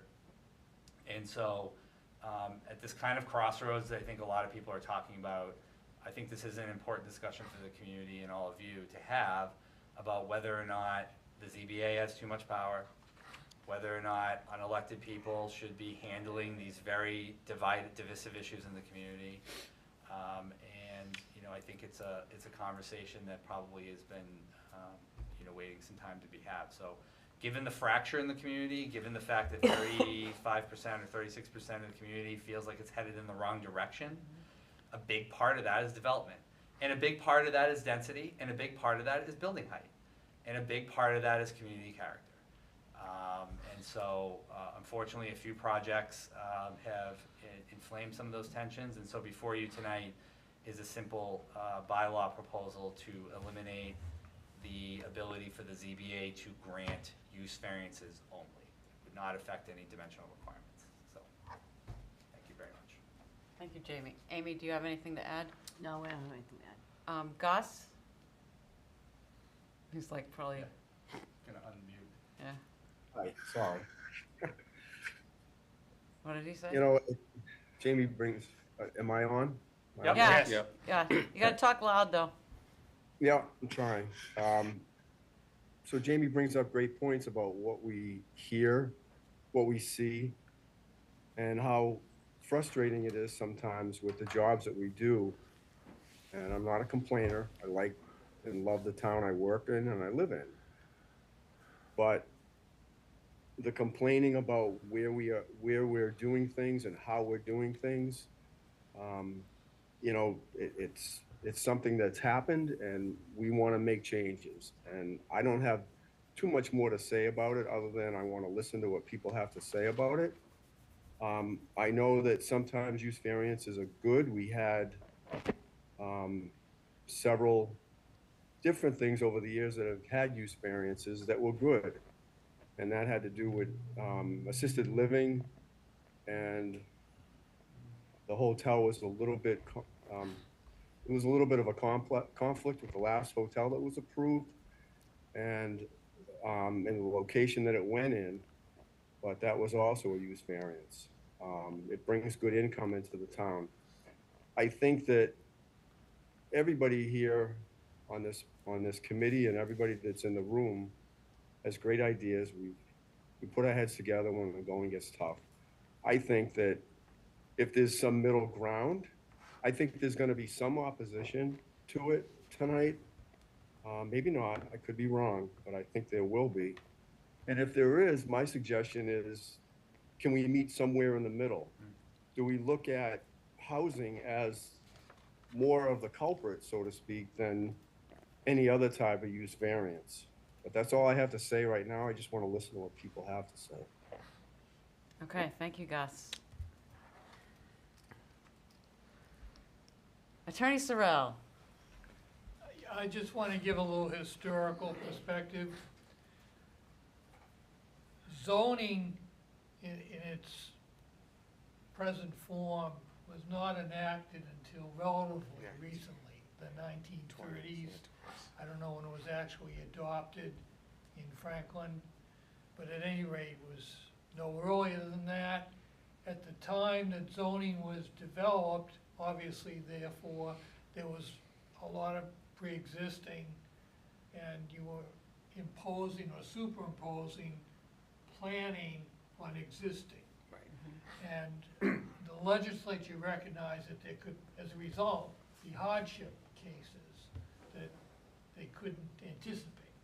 So this was like an escape valve, if you will. And the legislation actually, as it's drafted, basically requires an affirmative grant to a ZBA to be able to issue use variances. That's required in the first instance, and that was what was done here. And so what we're actually doing is going over and above the legislative requirement by saying, not only are we removing the affirmative language, because it's been in place so long, we're making it clear that it's not allowed. Now, actually, the standard for the grant of a variance is extremely high by statute and almost impossible legally to satisfy if there's any productive use of a piece of property. That being said, the court system over years has, in order to control the volume of appeal cases, come up with a legal concept of who has the right to prosecute it. It's called standing. And they've put a very stringent standard on that. So even though you may have an egregious example of a grant of a variance, there's nobody that the courts will recognize that has the ability to challenge it.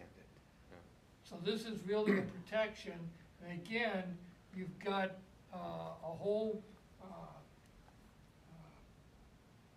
process in place. You've got experts now, you've got planning departments, you've got master plans, plenty of ways to totally vet what's good for a community and what's not.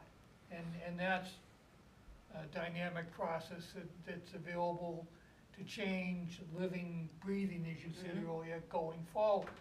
So really a variance by its term is varying. So you're varying your zoning bylaw as a whole as well as it applies in a particular area. And that's why there's such a high theoretical legal standard for the grant of it. But as I said, I think, in my own humble opinion, the appellate courts in Massachusetts made a big mistake when they restricted the ability of people to be able to challenge individual grants of variances, which is what's produced some of the Confusion. consequences that we now find objectionable. Okay, thank you, Mark. Counselor Jones? Just a quick question for you, back to Mark. Along those lines, Mark, based on my understanding of what you just said, people prior to 1920, 1930, there was basically no zones, but you could have, you could say that you had Davis there, which was a hat factory, which was a straw factory back in the day. That was, for all intents and purposes, an industrial/commercial use prior to the zoning that was going there. But if you went and zoned it residential, it doesn't, for all intents and purposes, escape the fact that it was at one time prior to be zoning residential or municipal, a industrial use. Could they, for all intents and purposes, be grandfathered into that use because that's what that property once was prior to being zoned? If it were actively involved, if it was still being actively used for that purpose, absolutely.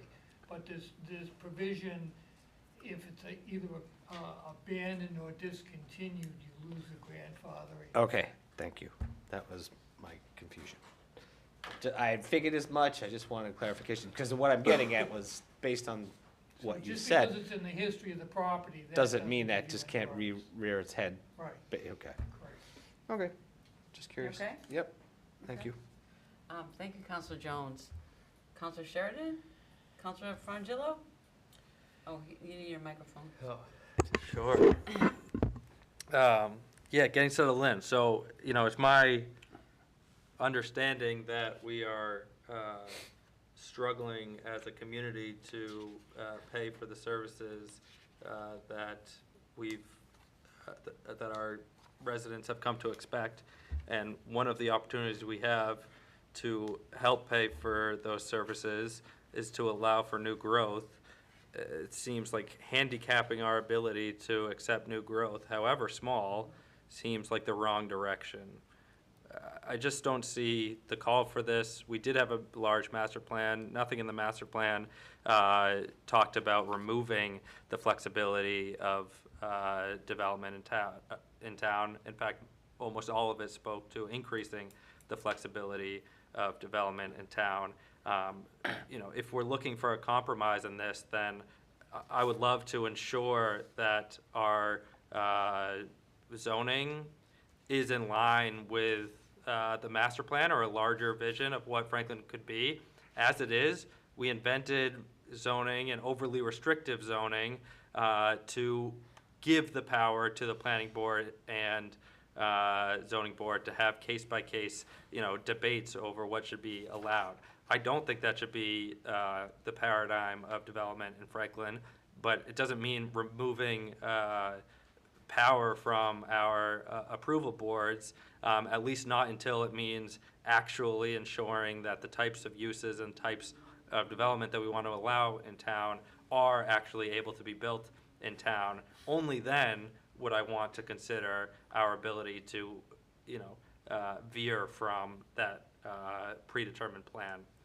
As it is, I started to go through and just circle places where we have no's that like would need a use variance, that like I could at least see a world where that could be a positive project. And I was overwhelmed by the amount of opportunities. I mean, a shopping center in the downtown, surely we could see a possibility where there could be a positive project in our downtown that would be worth considering. A country store in any of our residential zones. Surely we can picture, and as you travel around Massachusetts, the charming country stores that exist in residential areas, that we could at least consider the possibility if one were to come forward. None of this says that we have to approve them. They're just our ability to at least consider them if they're deemed positive for the community.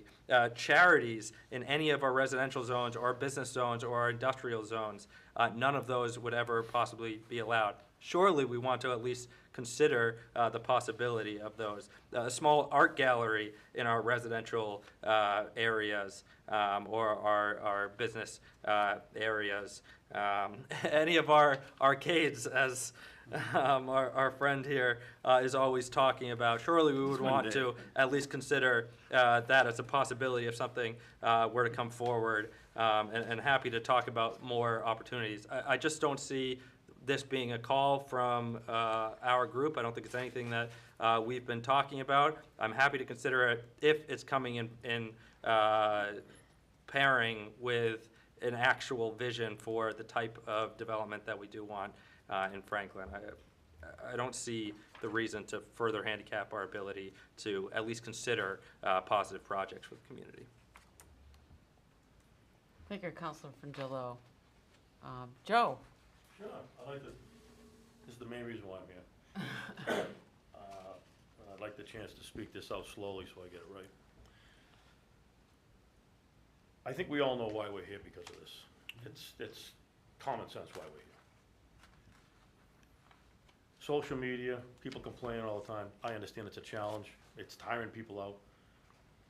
I see a lot of people just laying down and just going, I can't fight the fight anymore. Let's just make this go away. Well, I'm still in the fight. I got on the ZBA so I can have these challenges and discussions. And I think it's constructive. Just to give you a little example, project across the street did get a use variance for multifamily. That parcel of property pays the town of Franklin $500,000 a year now versus $20,000 for an old car lot. I think your override would have been $4.4 million had that not been built. That's just one parcel. There are a couple sprinkled around. I did my homework. I don't think there's been a handful of use variances 5 or 8 years. But the ones that we're targeting tonight is the show. I get that. I was on the master plan. We spent 16, 18 months on it. A lot of great ideas. I believe what Jamie said. We're all built out. I think the storm has passed. You might get a trickle here and there, but there's not gonna be any of these big storms happening with housing anymore. It's pretty much built out. The cost of construction, labor, on top of that is making it almost impossible to build, believe me, I know.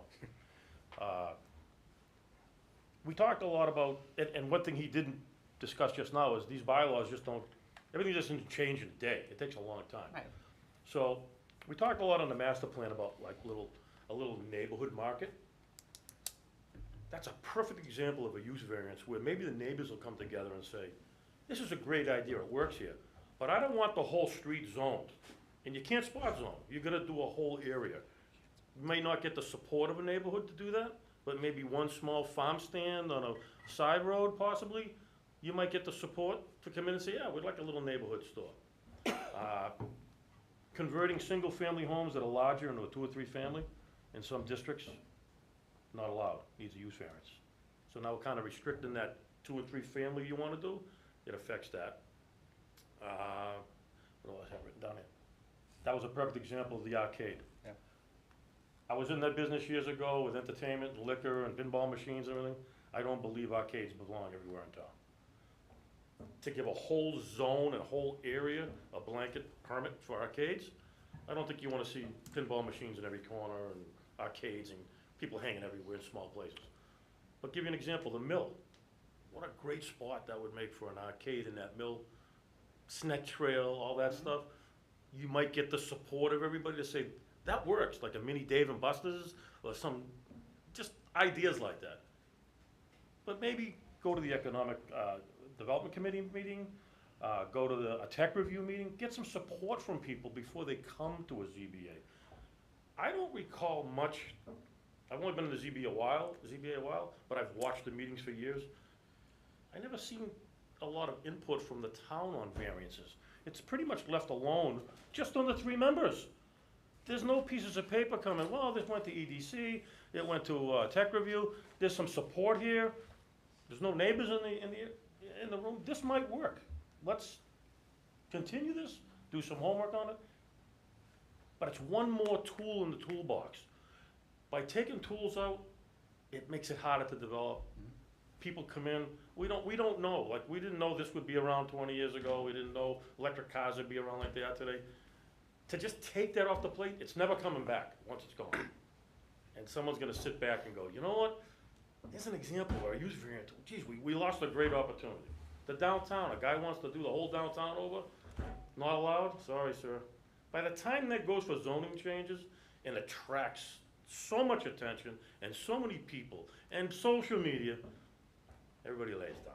We don't get it. It just kinda, nobody wants to hear it. I think it's just a tool in the toolbox that can help us in the future, but maybe a little more input from staff, or not staff, but Committees. planning board, maybe could throw us a letter, or economic development, yeah, this came, we like the idea. Just don't leave everything on 3 men to go, what's everybody thinking? Well, nobody's saying anything, we'll give it. So, there's so many other things too, that the parking lot was one. Signs. We already discussed that. Signs. Signs, stuff like that. Maybe some signs don't belong in some areas. There was one controversial one that got a lot of power behind it. I understand all that. It may be good somewhere else, it may not. But to just change a bylaw, every time one spoke squeaks in the wheel, to throw the whole wheel away, and go, oh, let's just do a new bylaw. And every time someone complains to change a bylaw, this is kind of that halfway fix. That's my opinion. Thank you, Joe. Max? Still haven't processed everything I want to say, so I'm just going to try to give you what I got. So, you know, I looked at the survey data that was from the Franklin that was put out, and you know, it was striking. I do think people are upset, and I do think that development and the fear of development is very tied to issues of trust with the town. I also think, you know, the same survey said affordable housing is important. So how do you reconcile those two things? But I think that the anger is real, and I think that we need to come together as a town and as a government to figure out how do we address this in a way that is productive, fully understands the issue, Because I don't think this is gonna be, I don't think that this fix is gonna solve the issue. I think there's a lot more that needs to be done. And I think, you know, there could be, you know, one of the things I learned about in political science class, and when I was studied public administration at Bridgewater State, was that sometimes when you have a civic action, we had to watch, what was it, Erin Brockovich? Was that the one? Absolutely. Yeah. And so, the teacher gave us this metaphor that when people are upset, when they're angry, it's like a champagne bottle that's being shaken. Yep. And there's a cork on top, and if you don't let the pressure out, it's gonna explode. And so what you gotta do is, you know, the neck is, you gotta put a little safety valve out for people to be able to express their anger and be able to have a voice. And so I think with I do think that, you know, I think on one hand, Kobe's right, you do need to have some process to be able to have variances, but I also think people also need a way to be heard, and I think we need to do a job as a town is to figure out what that is and how to do that appropriately, and I think that's gonna take years. It's not gonna be solved in this meeting. But I also think, you know, in public policy, you have to look at the alternatives, and I did have some questions for Attorney Sorrell.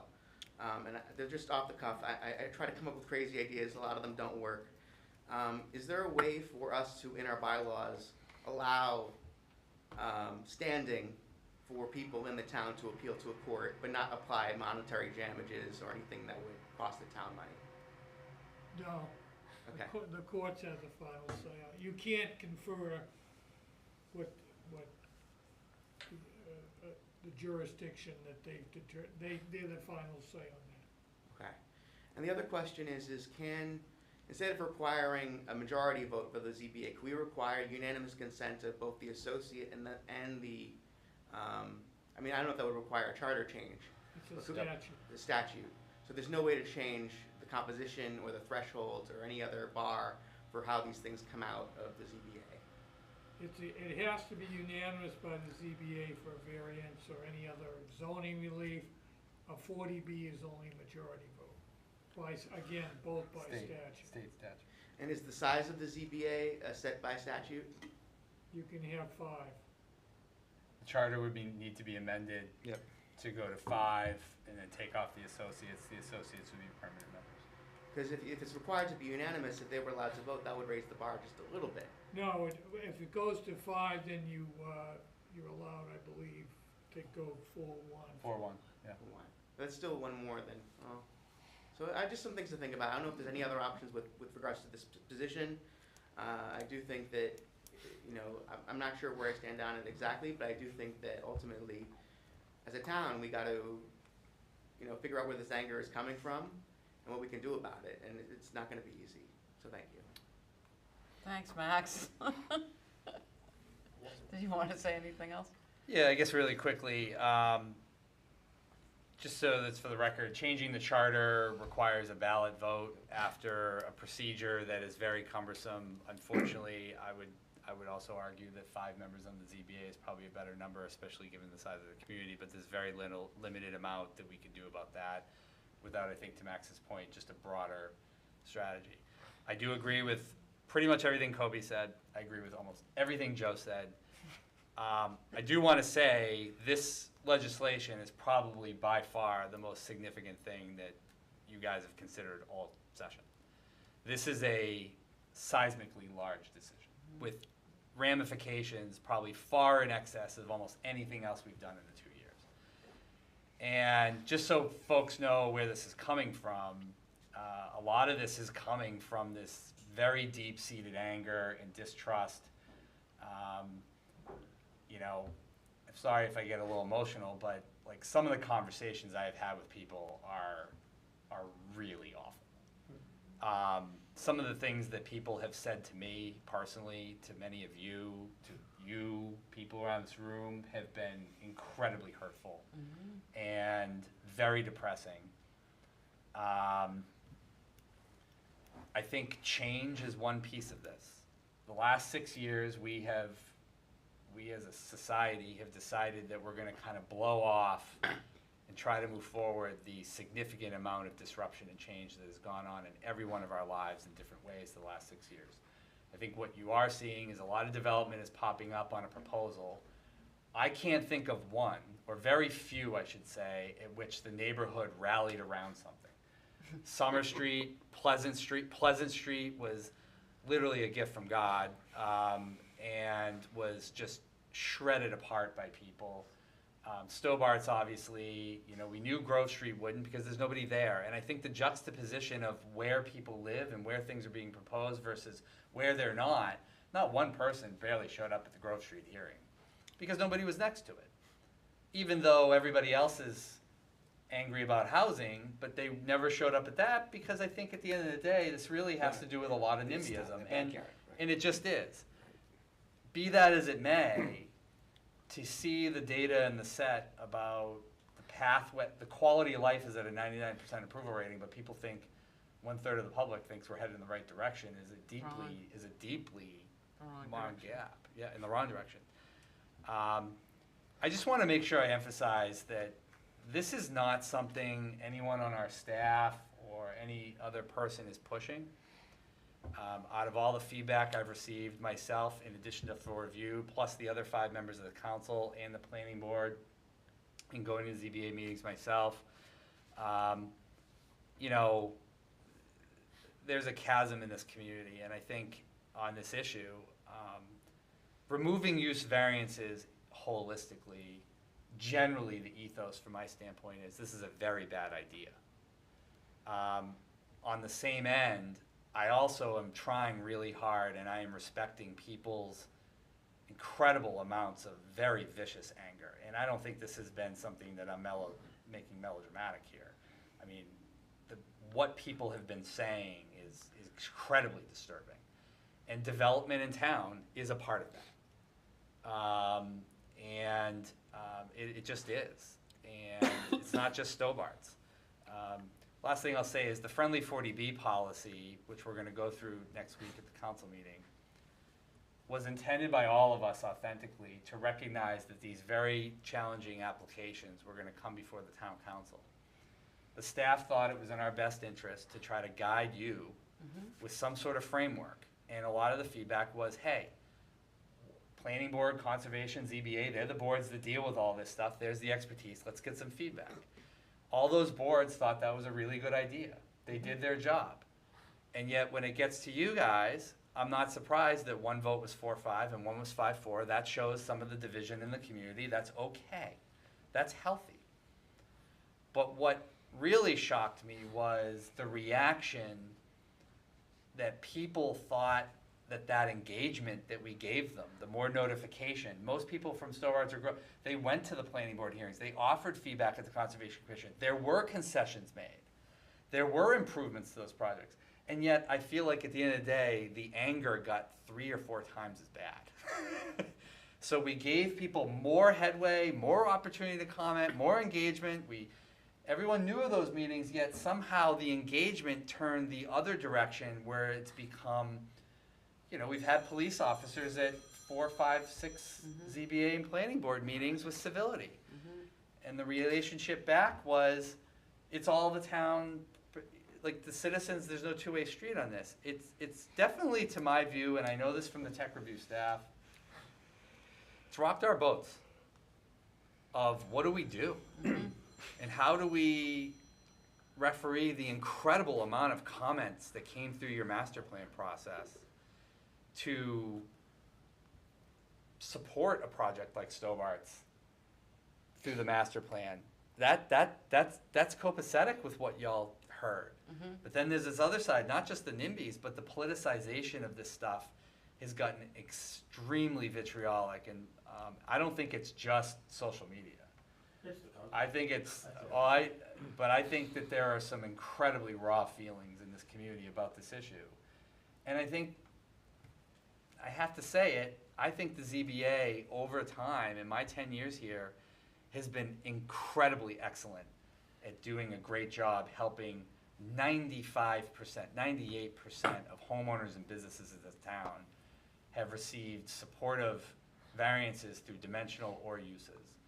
There's unfortunately just 4, 5, 6, or 7, and there will be one more, by the way, because when the planning board is looking at the project in between Spruce Pond Creamery and King Street Deli Cafe, I will guarantee you that when that gets going, people are absolutely gonna be livid. And that's just gonna be another visual to show how the one time maybe the ZBA or the planning board got something wrong and not acknowledge the other 99 times they've done something exceptionally good. If the EDC or the town council eventually has any other recommendations other than this, we need to have that discussion. And I think talking to Chair Mercer about him trying to deal with all the different opinions, I don't think there's a goal here that this has to happen and this is gonna somehow solve everything. But we do have to show voters somewhere, somehow, that we are listening, we are being responsive, and at some point, we have to come to some sort of new way of doing business and development in Franklin. And so I think the use variance bylaw concept is trying to get everybody to talk together about how we're gonna meet more in the middle on these things. Even if this doesn't go through, which I agree with Joe, this gets repealed, it'll never get back on. If this gets repealed, there will be, to Kobe's point, projects that should have happened that will not happen. I don't think this is about revenue. I think this is about the quality of life that people said is extremely high in this community. People are very happy with the business opportunities, the restaurants. They are very happy with the retail in this community. They are very happy with the shopping opportunities in this community. They are happy with a lot of things in this community. But what has happened over the last year or two has been very traumatic somehow. And I think we do have to figure out some sort of way to deal with it. And I really appreciate y'all listening to that for a few minutes. Thank you. Thank you, Jamie. Steve Sherlock. Yes, from my observational role, I feel compelled to speak to provide some of that, what I see happening. And I certainly appreciate and I acknowledge the pain that's been felt on the resident side, certainly on the staff side, certainly Jamie and everybody else who's been involved, because the vitriol is out there. I totally agree. It's there. We need to do better. How do we do better? Many of you spent 18 months developing the master plan. Now, whether some of them others participated or not, that's beside the point. The master plan is there. In the course of that, you developed the 40B, the friendly 40B, excuse me, friendly 40B. And it turned out it wasn't quite so friendly because one of the notification pieces wasn't fully executed, and you acknowledge that, and we're gonna make changes. You have yet to do so, although Jamie has promised it to come forward, and apparently that may be, but I haven't seen it yet, but that may be part of it. From a process perspective, people want to have a say. The survey certainly said that. People did not have a say the way it initially came out. The only time they found out was when it became before you for the first votes. And then all of a sudden it was like, what? And of course the vitriol is going to follow because they didn't get the respect that they should have by the notifications. There was also complications around process execution of the notifications on Stobart. I live right here. I didn't get the notification. I did for the door facility which came in, which also raised the issue, how come the notifications went to one and not the other one? We should have got both. So there's executions there. Now, those happened. I'm not looking to lay blame. They happened, but that fed into the vitriol that followed. So my proposal is this discussion clearly needs to happen. We need to get together and have the discussion so that we can go forward better. I don't think the change should be approved for the reasons we've already mentioned. This, throwing the baby out with the bathwater doesn't help where we need to go. Because if anything, as we go forward, since we are fully built, those redevelopment opportunities, that may very well be the keys where we're gonna need to have this. And as Jamie said, once it goes out, it's never gonna come back. Why do you wanna go through life with one tool less in your toolkit when it's life as complicated as it is, knowing today? So my suggestion is start implementing, and that's part of your next discussion, prioritization of the master plan changes, which we all spent and you approved. This is what we need to do. Yes, there's some issues, But the major one is acknowledgement of the residents' say, and change the notifications, at least as part of the 40B, friendly 40B. Keep saying it the wrong way, friendly 40B, because respectfully, on both the votes of the 5-4-4-5, parts of the council did not fully understand friendly 40B and what it meant. That's an education process that the council owns. Administration needs to help them, and the citizens need to be part of that because the rest of them don't fully understand it either. So, Right. master plan prioritization, friendly 40B notification changes, because that's primarily what's needed there. Because then once people start getting notified, hey, Joe, the relationship is gonna change, the conversation's gonna change. They're not blindsided. My 2 cents, thank you. Thank you, Steve. Question for Attorney Sorrell. So when Gus mentioned, is there any way to split up what variances are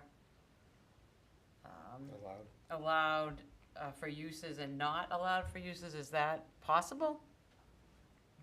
Not within, either you have the authority to grant use variances or you don't. Oh, you don't? Yeah. You can't go that far.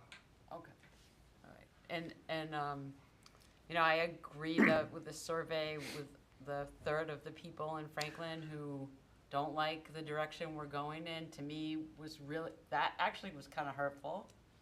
Because I thought we were doing a pretty good job. I mean, maybe it is because of the housing or the processes that don't exist or that they're not good enough.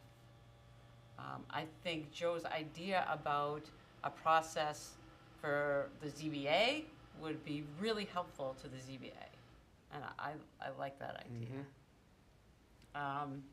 I agree that we need to have this conversation because people don't think we're listening. And so how do we have a conversation about this? Like Joe and Steve have said, like, we don't want it to pass, but we want to have a conversation, right? And so, like, when it goes forward, there's always going to be a vote, then there's going to be a vote. And so how do we have the conversation Here. without a vote? Or like in front of public? Could have a discussion. So they, You could just have a Yeah. discussion on the council agenda without legislation on use variances and/or other, wordsmith it, but just other techniques, ideas on how to deal with ZBA power and how to deal with these issues. I mean, you could have a discussion on that, and it may not result in legislation for action this legislative session, but I think that would be very fruitful, and I think, because I think that's maybe a better starting point. I think we need to have this discussion because people Absolutely. don't think we're listening, and this is what people want us to do. And so we need to be able to educate people on what it really means. Right. Like Steve said, right? We need to educate people on what it's going to take away. Right? The potential to take away things, as Councilor Frangillo said. And when I think about things like this, I'm like, well, I understand what people want, but it takes away too much possibility, right? Until we get the zoning bylaws changed. And what comes first, right? That's one of the things. Mark has his hand up again, but it's like, what comes first is always really interesting and trying to figure that out. Attorney Sorrell. So there's got to be recognition that we don't operate in a vacuum. Yeah. So when the 800-pound gorilla in the room is 40B, we've also had the state become more and more proactive and aggressive in dictating what takes place, not just in municipalities, but in the suburbs. So you've got the MBTA communities, which was literally shoved down our throats. And those of us who have dealt with these issues and planning issues and legislative issues related for years and have fought to get to 10%, our initial reaction was to the MBTA communities well, okay, but at least put an affordability component in there. Right. And the state's initial reaction was, no affordability it's- component. And then they Isn't that reluctantly, hypocritical? Yeah. said, well, okay, but no more than 10%. Given the fact if you're under 10%, it's 25% on a 40B project. So that was like a slap in the face for those of us Yeah. who had really labored for years in good faith Yeah. To get that in there. to get it, Right. to Yeah. create housing, Yeah. and affordable housing at that. Right. Yeah, no, I agree. So, it's all, and that's dynamic, that's still going. Okay. Gus, oh, Gus, Yep. Gus you has have your his- hand up. I do. Through you, Madam Chair. There was a non-binding overview by boards in the town of Franklin for the latest 40B that's up before the ZBA now. Non-binding means that there is no notification required. There's no ifs, ands, or buts about that. Now, there was notification, and I get it that people weren't notified, but the proponent It's the elevator. agreed. It's okay to keep talking? Yes, sorry. The proponent agreed, and there was no harm, no foul on continuing the way we had continued, or with the problem that we had. There was no constructive grant for the 40B that the proponent decided to go for through the state. So now we're in front of it with the proper notification, which was done after that. You know, if I'm a homeowner and that 40B comes before my neighborhood, you can bet your life I'm gonna go. And they have gone, and it's been constructive. I think that some of the misinformation out there, and I know that's a strong statement to say, but I think some of the misinformation is a knee-jerk reaction. And I just want to put people's worries at ease. I don't know if that 40B will get approved. I don't think anybody in the room right now knows that answer. And I feel their pain, because if I was living in that neighborhood, I would, you bet your life, like I said earlier, I'd be there. But as far as notification is concerned, I think the town was transparent with this non-binding, which didn't require notification process. That's all I have to say about that. Thank you, Gus. I missed the beginning of it, so. Did you hear him? Briefly, I think he's trying to acknowledge the fact that We followed our. the town is, process. we're following state laws, we're following open meeting laws, we are always sending out the voter notification. Some of the people over here versus the Stobarts versus the doggy issue facility, one of the educational components is everybody that thinks they're supposed to get a notification is supposed to get one. That's not, as you all know, not true. It's usually a 300-foot, right, around that parcel from a property line. But that doesn't make people happier. They just think that even if they live 2,000 feet away and they're against something, we should have told them. And I think this is to your point, Madam Chair, about the education piece. You know, and I do realize, and I do think in a lot of planning board meetings and a lot of ZBA meetings, when you go 4, 5, 6, 7, 8 meetings, people start saying, oh, okay. And not only, I don't think it's just that they kind of lose their steam, as much as I think people listen to some of the points that are said. When I went to the ZBA meeting and talked about water, I certainly got a lot of negative feedback. But I also did get some people that also said, you know, I trust your numbers. We saw the newsletter. We understand we have a lot of water, and we also know it's been raining like hell the last year, so we must have water, right? So there are some people that are educating through this process. I don't think that takes away the issue of the ZBA power feeling from some people. It doesn't take away the issues, but I do agree with you, Madam Chair. Like, I know you've tried, I've tried, I know all of us have tried educating those comments that we get, trying to make sure they understand the full picture. But unfortunately, you know, there's still just some part out there that just is gonna be very angry about a few things, and they're in a very negative mood, and I think the King Street Cafe parcel, and after that is gonna set off another set of fireworks. But I do also agree with you, Madam Chair, you know, maybe we just need to have a discussion with this at the council level and see what everybody feels, and maybe we need to hear from everybody else a little bit more about how they feel about all of this stuff. Maybe it's just not use variances.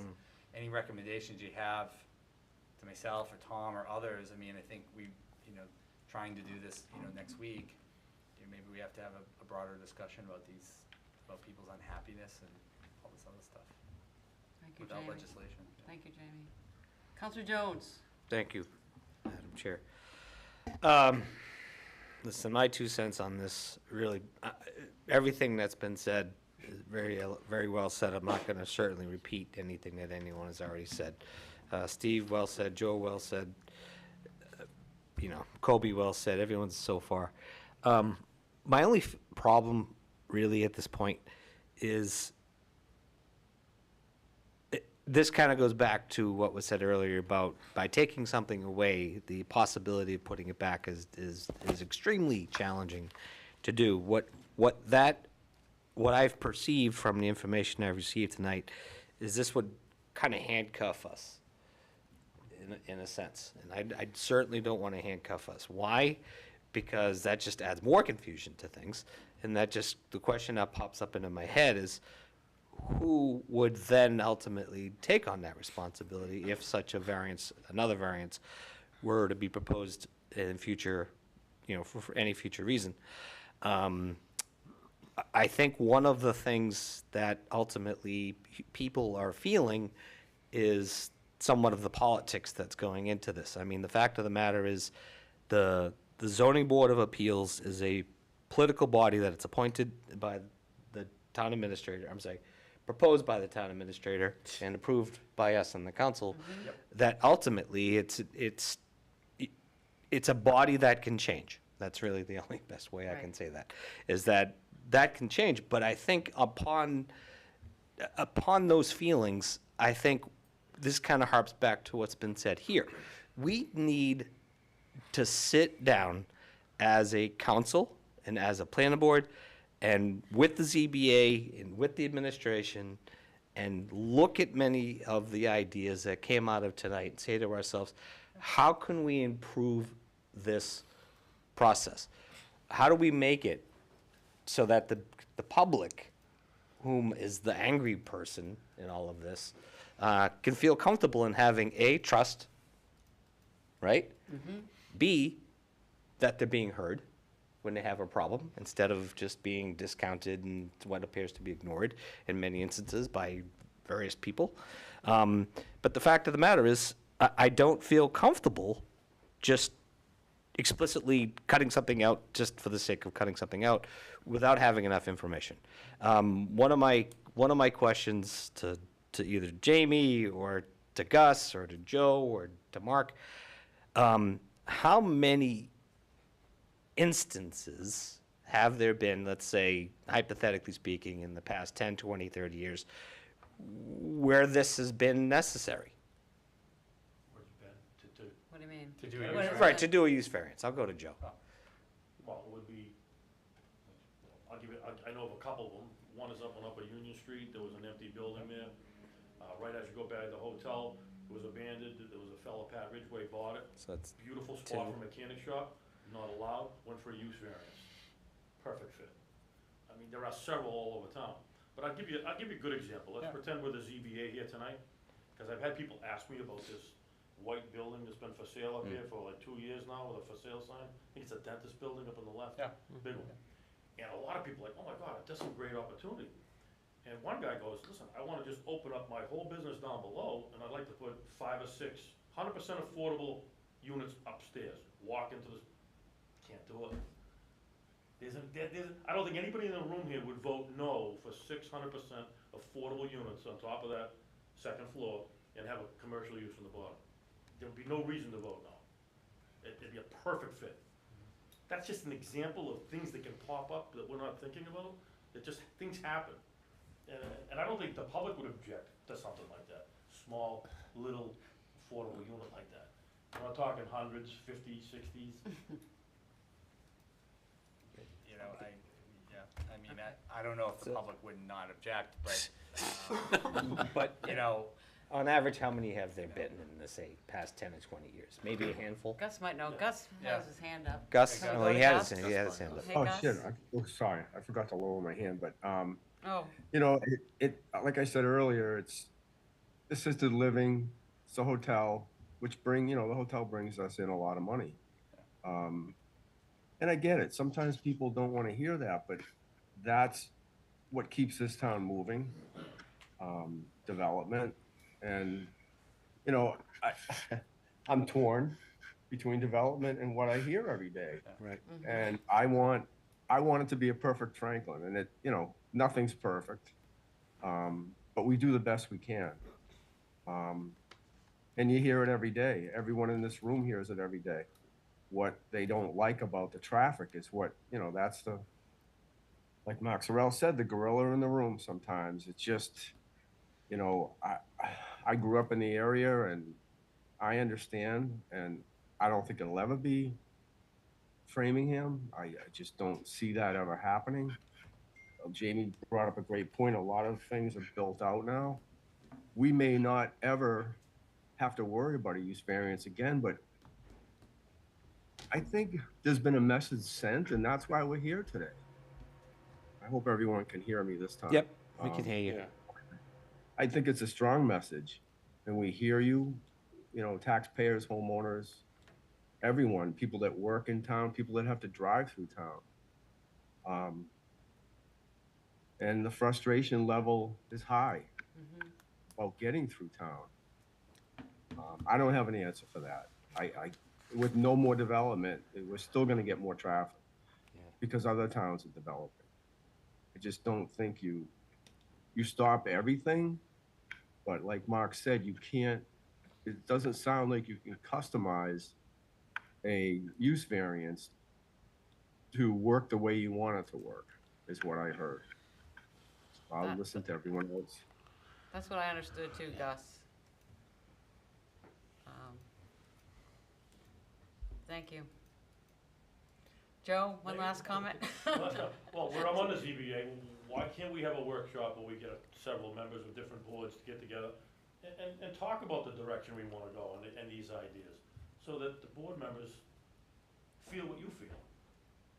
I honestly feel like the ZBA is kinda like out on its own sometimes, it's not really involved that much with information or feedback, it kinda stands on itself. I think what Councilor Jones said is that the members change, and maybe that, and to me, like that's really important. Right? But Just like we can change. yeah, you know it. Max, one final comment on this, so we One can quick question. move on. Just to your point about, the ZBA sort of feels on its own. Can the ZBA be comprised of members of other boards? Or does it have to be appointed by the town administrator, or is there some other way it can be done so that it is more cohesive with the rest of the government? So there's two issues. One, you again have the charter It's on our change, charter. so you're minimum 3 years out from that, due to the state legal process of how you change a town charter. You used to be able to go to the legislature and ask for a home rule petition, but they generally stopped doing all those because the home rule petitions that were getting to them were incredibly divisive, and then they were getting stuck in the middle, so they kind of kicked a lot of those back down to the local level, and they're doing ballot questions. So the ZBA composition really could only be dealt with when the town decides it wants to do, in my view, probably a holistic charter review. That's not easy.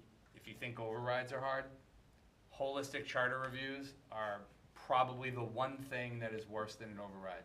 And Mark is shaking his head, I can see out of my peripheral vision, because if you've been through one before, He's nodding his you've head. been through, you have the wounds, the scars, Yeah. they're brutal, so, there are elected ZBAs.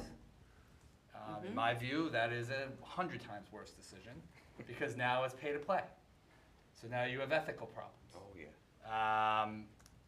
So, I think we've talked about redevelopment authority. I mean, there's a whole lot of different options. I do like the idea of a workshop. We've tried to do some of those in the past. We've had joint meetings. They've come in, the planning board and others, but that's the answer to the ZBA question. Could you feasibly, I mean, it's a charter, I mean, you could do a lot of different things, but could you have, like, one member from the council, one member from the planning board, and one member from somewhere else? Attorney In Sorrell. this context, there is a statute that's loosely referred to as the zoning enabling statute that lays out a basic structure, and then within that framework, you have some discretion, but not to the extent you're suggesting. Thank you. Thank you, Max. From what I am gathering, I think we need to discuss this more At the council. at the council level, and maybe, Wants it, but. is that, like, Kobe doesn't Discuss. want to discuss it Or well? do you wanna iron out some things here first? Yeah, I don't know. Discussion at the council level, whatever. We can always discuss things at the council level. We have a subcommittee to discuss how the community should build and grow, and yeah, to say that, you know, this is supposed to be the public space that we're having those conversations and then bringing them to the council. I don't think we need to have a full council discussion. The question as to, like, you know, how do we change the discussion around development in Franklin? Those that, the communities that, you know, and there are few, because most people are just opposed to change, but the few communities that have successfully grown in a positive manner are those that have a government and an administration that are open and positive about setting a vision for where the community can be going, and laying out, okay, here's what that process is going to look like. And then, you know, to the point of, like, well, we should have, you know, meetings about this and discuss what the town should, like, that's what the master plan was. And I don't think we need to keep rehashing this. I think that we need to, you know, speak differently about development. I think that we need to actually implement something from the master plan. To Steve's point, how do we change conversation? We go about and we have conversations around, here's something, here, you know, here's a proposed policy change, and let's, you know, discuss that in its entirety. Having, you know, more open forums where we speak negatively about, you know, small things, that does not seem like a positive outcome for Franklin, or you know, anything that's going to lead to something productive, either in sentiment or in actual policy changes. We've talked about this for a while. To me, this was not this was not the policy solution that was needed. I understand. I'm not you know, frustrated. Like, I understand where it came from, but, like, let's talk about actual policy changes and have those deliberations, you know, as opposed to, you know, whipping ourselves for you know, a few grumbles. Okay, thank you, Councilor Frangillo. Jamie? I don't think it's a few small grumbles. This is not just a grumble or two that somebody, because something's right next to their house, they're upset. There's a systemic problem in this community around development. I agree with the master plan process. I've spoken several times.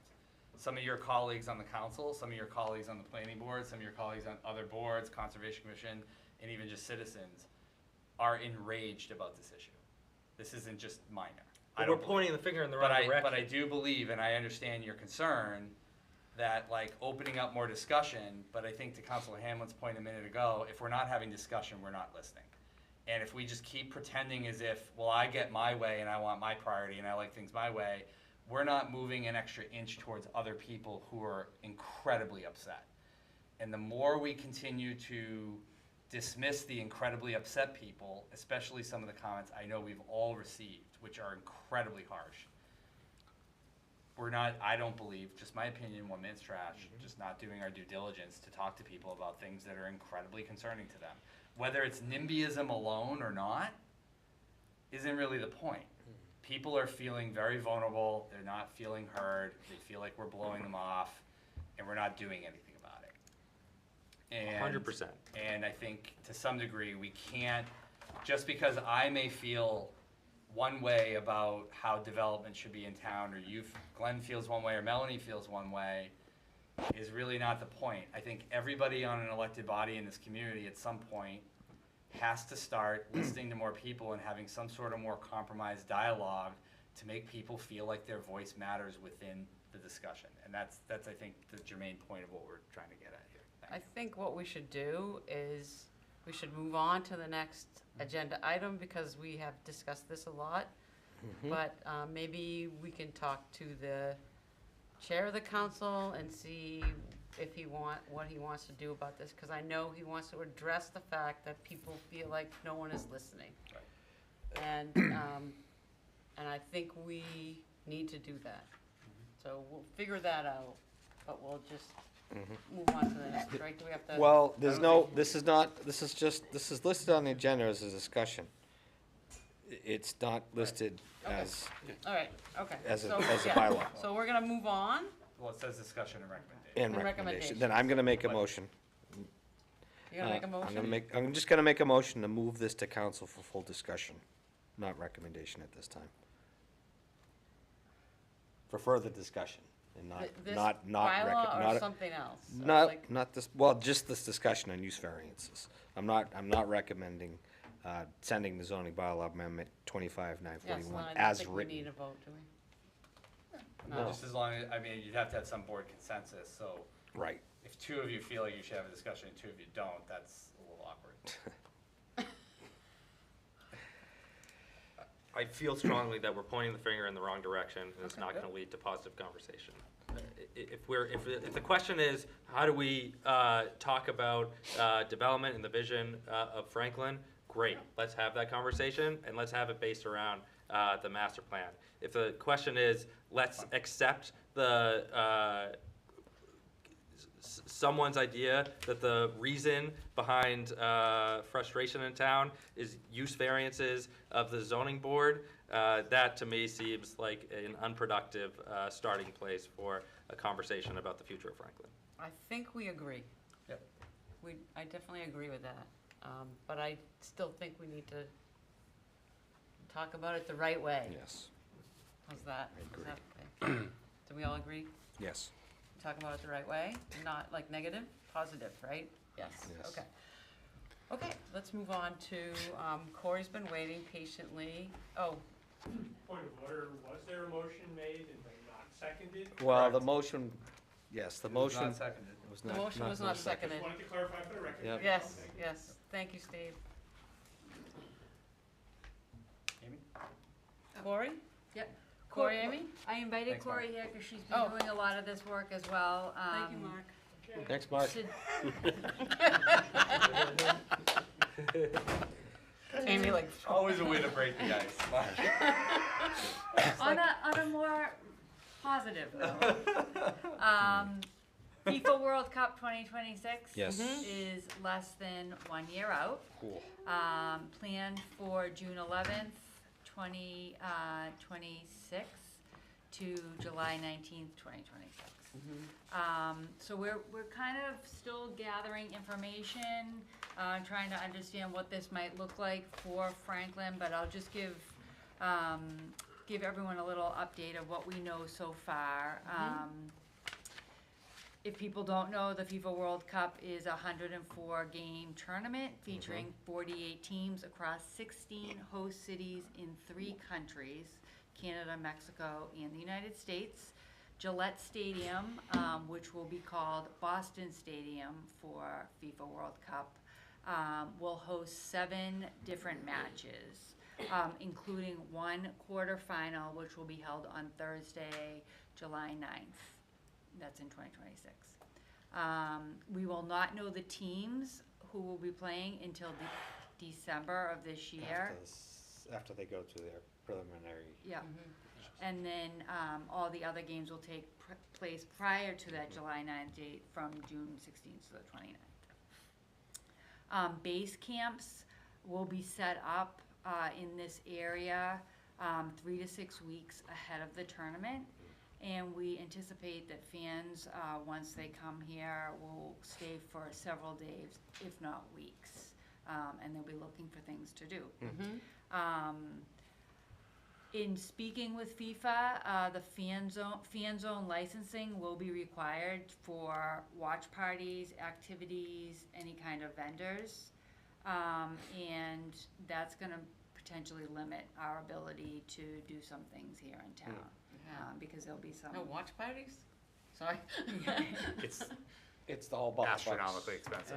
Yeah. Okay, So sorry. we're Amy. still gathering information on that and need to get details, but this is preliminary what we've heard. The official Fan Fest will be in the city of Boston. So what?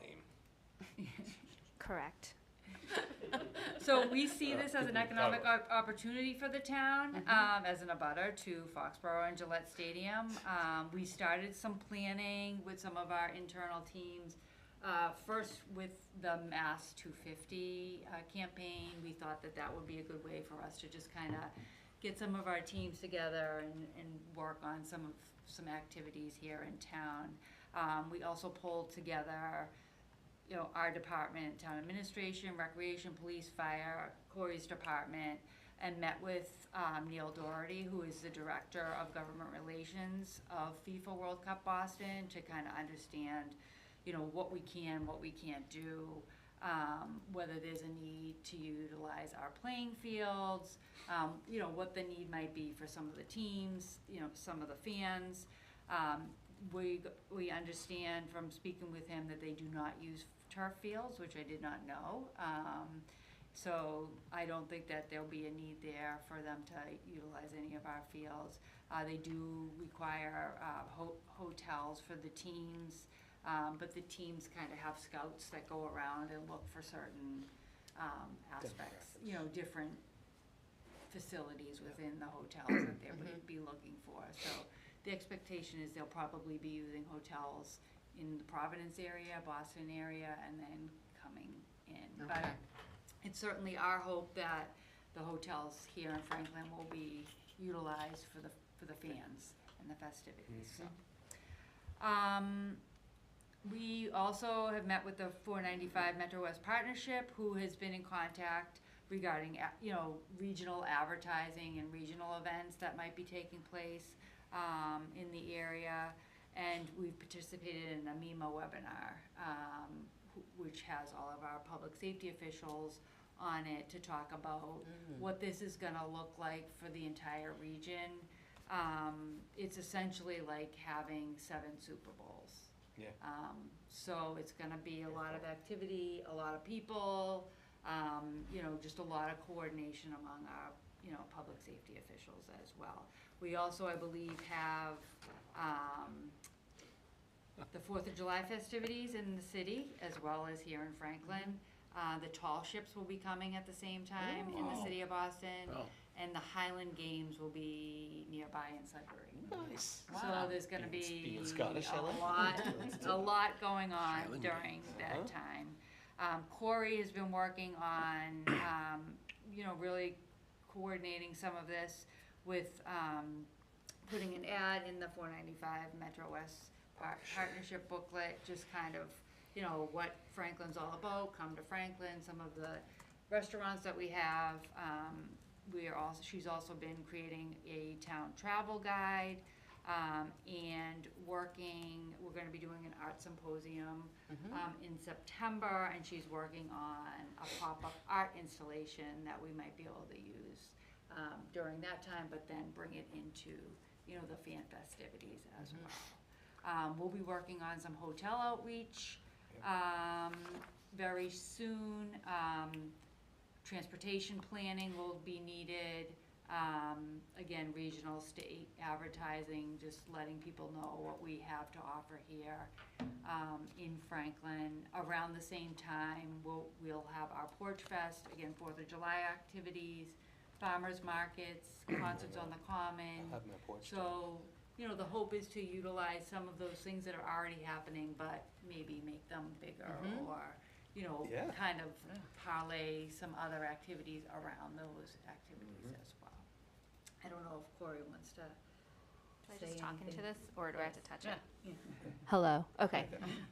Some other things that we were looking into, just to touch upon.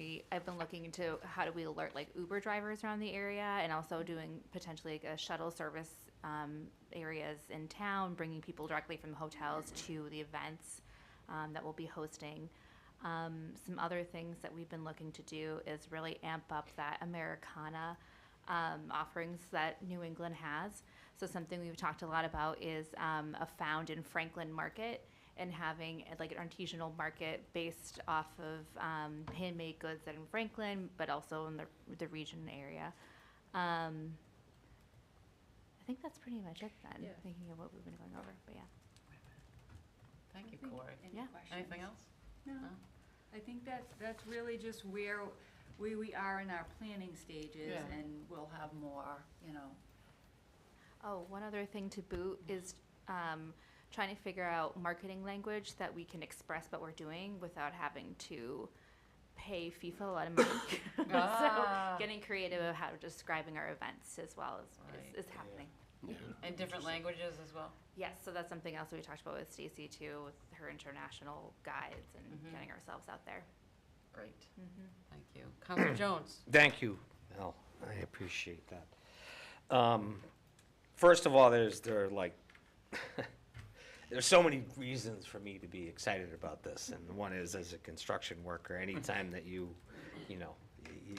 say this much business, it's always good for the industry. Plus, I helped build the football stadium, so it makes me proud. My name's on the building. But as far as the town of Franklin is concerned, Names on the building? yeah, it's up on the top beam.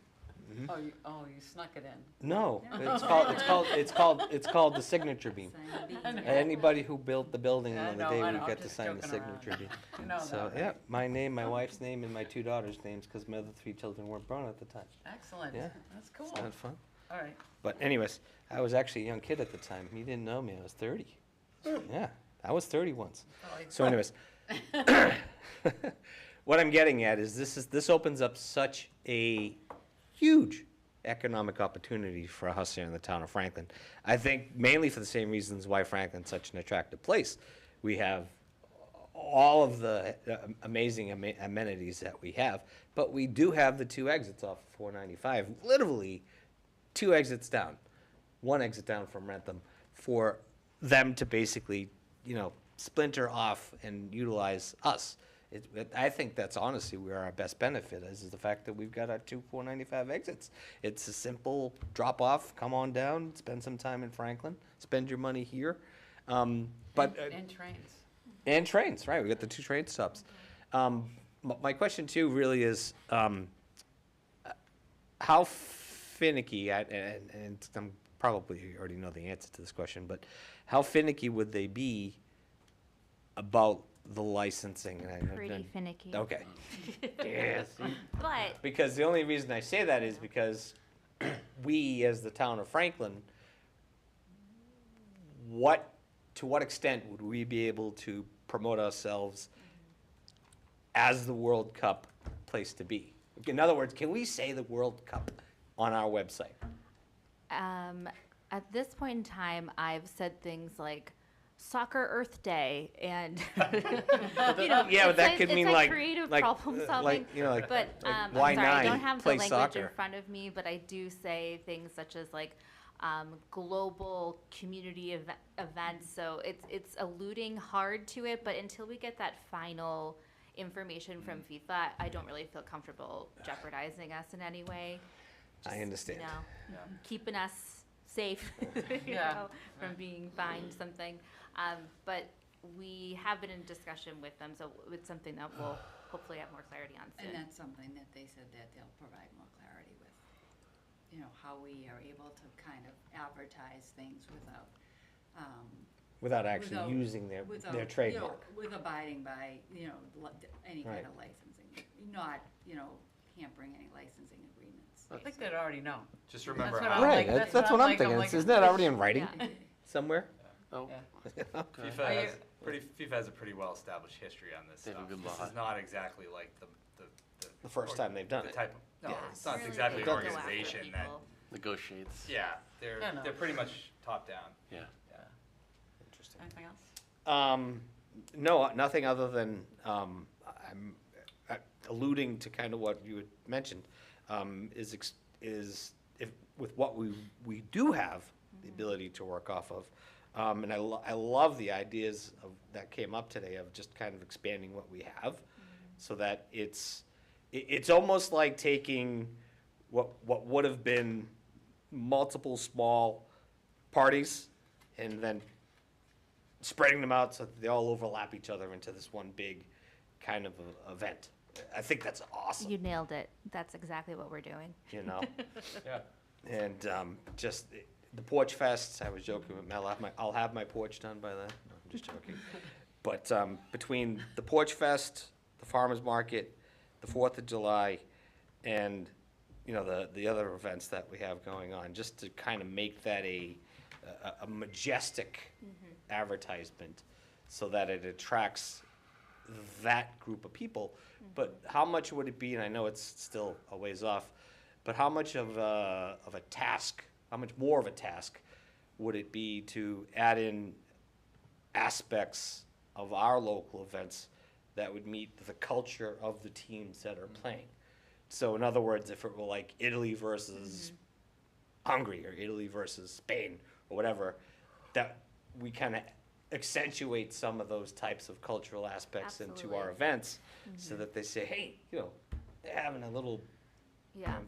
Bring back St. Bob. right, La Cantina's having a Yeah. party, It right? definitely They adds actually a- care, they a actually pay layer. attention, Right. right? Yeah. It adds a layer of creative problem solving as well, not knowing who the teams Right. are, but I think we can do everything by building ourselves, the foundation of everything up around that. Yeah. And then being able to pivot specifically into these cultures. Also, not to neglect our Franklin residents as well, we plan to get everybody very excited. And this is as a former Medway soccer player, elementary soccer, bringing my old cleats out. So we really want to focus on getting all of our youth soccer players excited about this, as well as residents too. It's a way for all of us, as we all were discussing, you were discussing, of areas that we need to work together on, and this is such a great celebration of joy and fun that I think will be really healing for the town to get involved with. And I think people are going to be really excited to get involved. And we're also starting this winter with our Aretha Franklin theme. It's going to be Franklin Welcomes the World. So we're already integrating great, it yeah. into Yeah. our programming. So She's so good, you're so That's good. good, yeah, yeah. it's all our cultural Sorry, I don't want to take volunteers, up any you know. more time. Are you- are Yep, you- yes, ma'am. Yeah? I think this is really exciting. It almost feels to me like a prelude to the birthday party that's gonna come, Yes. right? Right, So the it's birthday like, party. So it's like we get to try out things, we get to get things. Right. But it's really exciting, and you guys do an incredible amount of work, I know. So it's gonna be fun.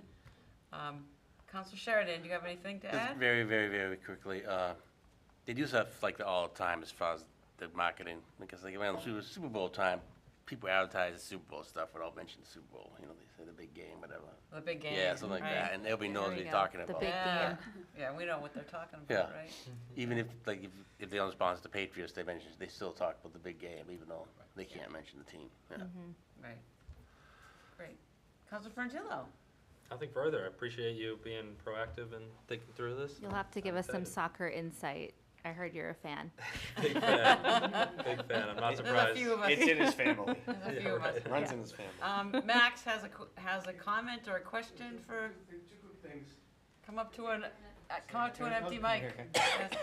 Can you say Gillette Stadium since that's not being used anymore? It's actually going to be called Boston I Stadium. know, but then you could say Gillette Stadium and not get Oh, sued. Max, loophole. I'm sure they have All it. right. I'll add that to our brainstorm. You guys are going to The Gillette other thing Stadium. is, I just was curious about transportation. You're gonna have a lot of people who, aren't gonna have cars or might need cars or might want to take public transportation. Is there gonna be any beefing up of buses, or can we work with the MBTA to have a reverse commute rail from Foxborough to Franklin, as opposed to just going from Boston to Foxborough or Boston to Franklin? Can we actually take the train there? That's a really good suggestion, and I believe that Gillette and the MBTA has some sort of track that they do, like during the big concerts. So They do. it will They be do. something that we'll get more information once we get a little bit closer. But absolutely, beefing up transportation is key because nobody wants to be frustrated when they are trying to get somewhere. So I think by having also shuttle services, the train, Uber, Lyft, what other on-demand services that we can bring into the area will be really paramount. Thank you. That train actually, from what I was looking, Thank you, 'cause Max. I'm actually taking the MBTA tomorrow for the first time going to work. It's gonna feel weird, because I don't usually take the train to work. But I'm curious to find out. That train actually goes from Boston to Foxborough, but also right down to Providence. So that commuter rail line that they created is a Providence, basically the Boston link right to the football stadium. Different set of Different tracks. But it still goes to Foxborough nonetheless, from Providence. Foxborough's a So there's special hope. line. There's hope for It's us. just for events. Right, the one that veers off of our line Stops, right, Right. goes to Foxborough. stops right there. Right, not understood, but it's, They just don't use it. they just don't use it? Okay. We'll Just just curious. pressure them to use it for us. We won't But it know would be yet. keen to Transportation. find We out. don't know yet. We know how much the MBTA loves to talk to us up there, right, Jamie? Okay. They only like to talk as much as you read it, but Well, I know. I know. Thank you both very much, Yeah. and I'm Yeah. sure we'll have an update soon, again. If you need any help, please don't hesitate to ask Kobe and his family, and his family. Good job. Also about GATRA, but GATRA is GATRA. planning ahead on.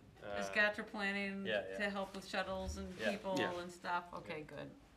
Yeah, because, one of the things is like shuttles from the hotels to the train to get people into Boston for the fan zones, I think is a big thing. I know you guys are already on it, so that's great. Okay, let's go to agenda item number 4, even though I'm ready to go to bed. Yeah.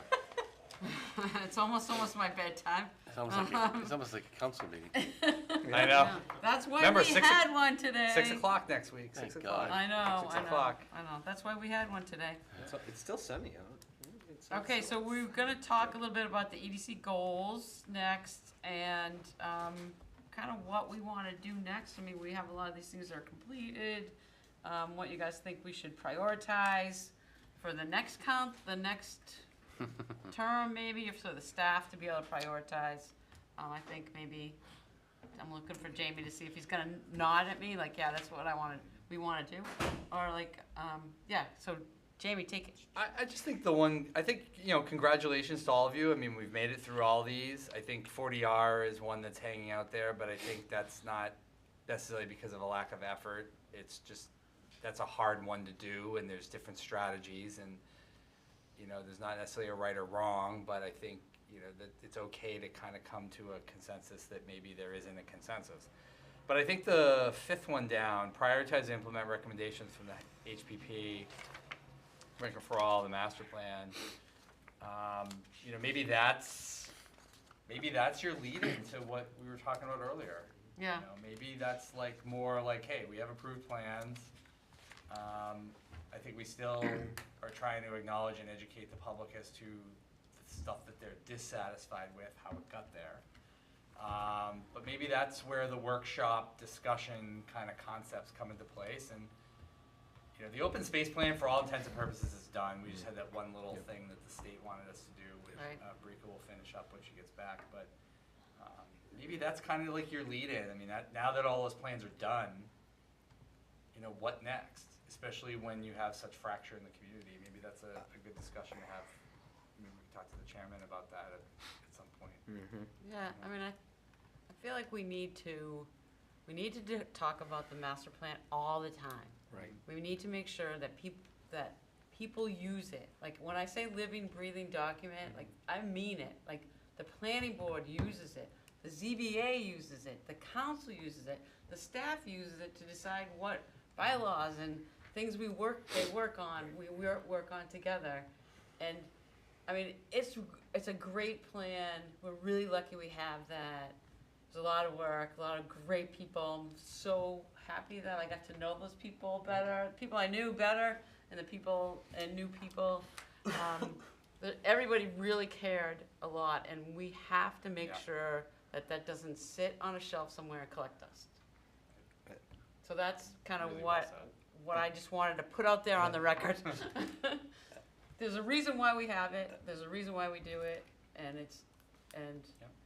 Right. the planning board and the ZBA should know that that's their guiding book. Without a Counselor doubt. Jones. All I'm gonna say is exactly what you just said.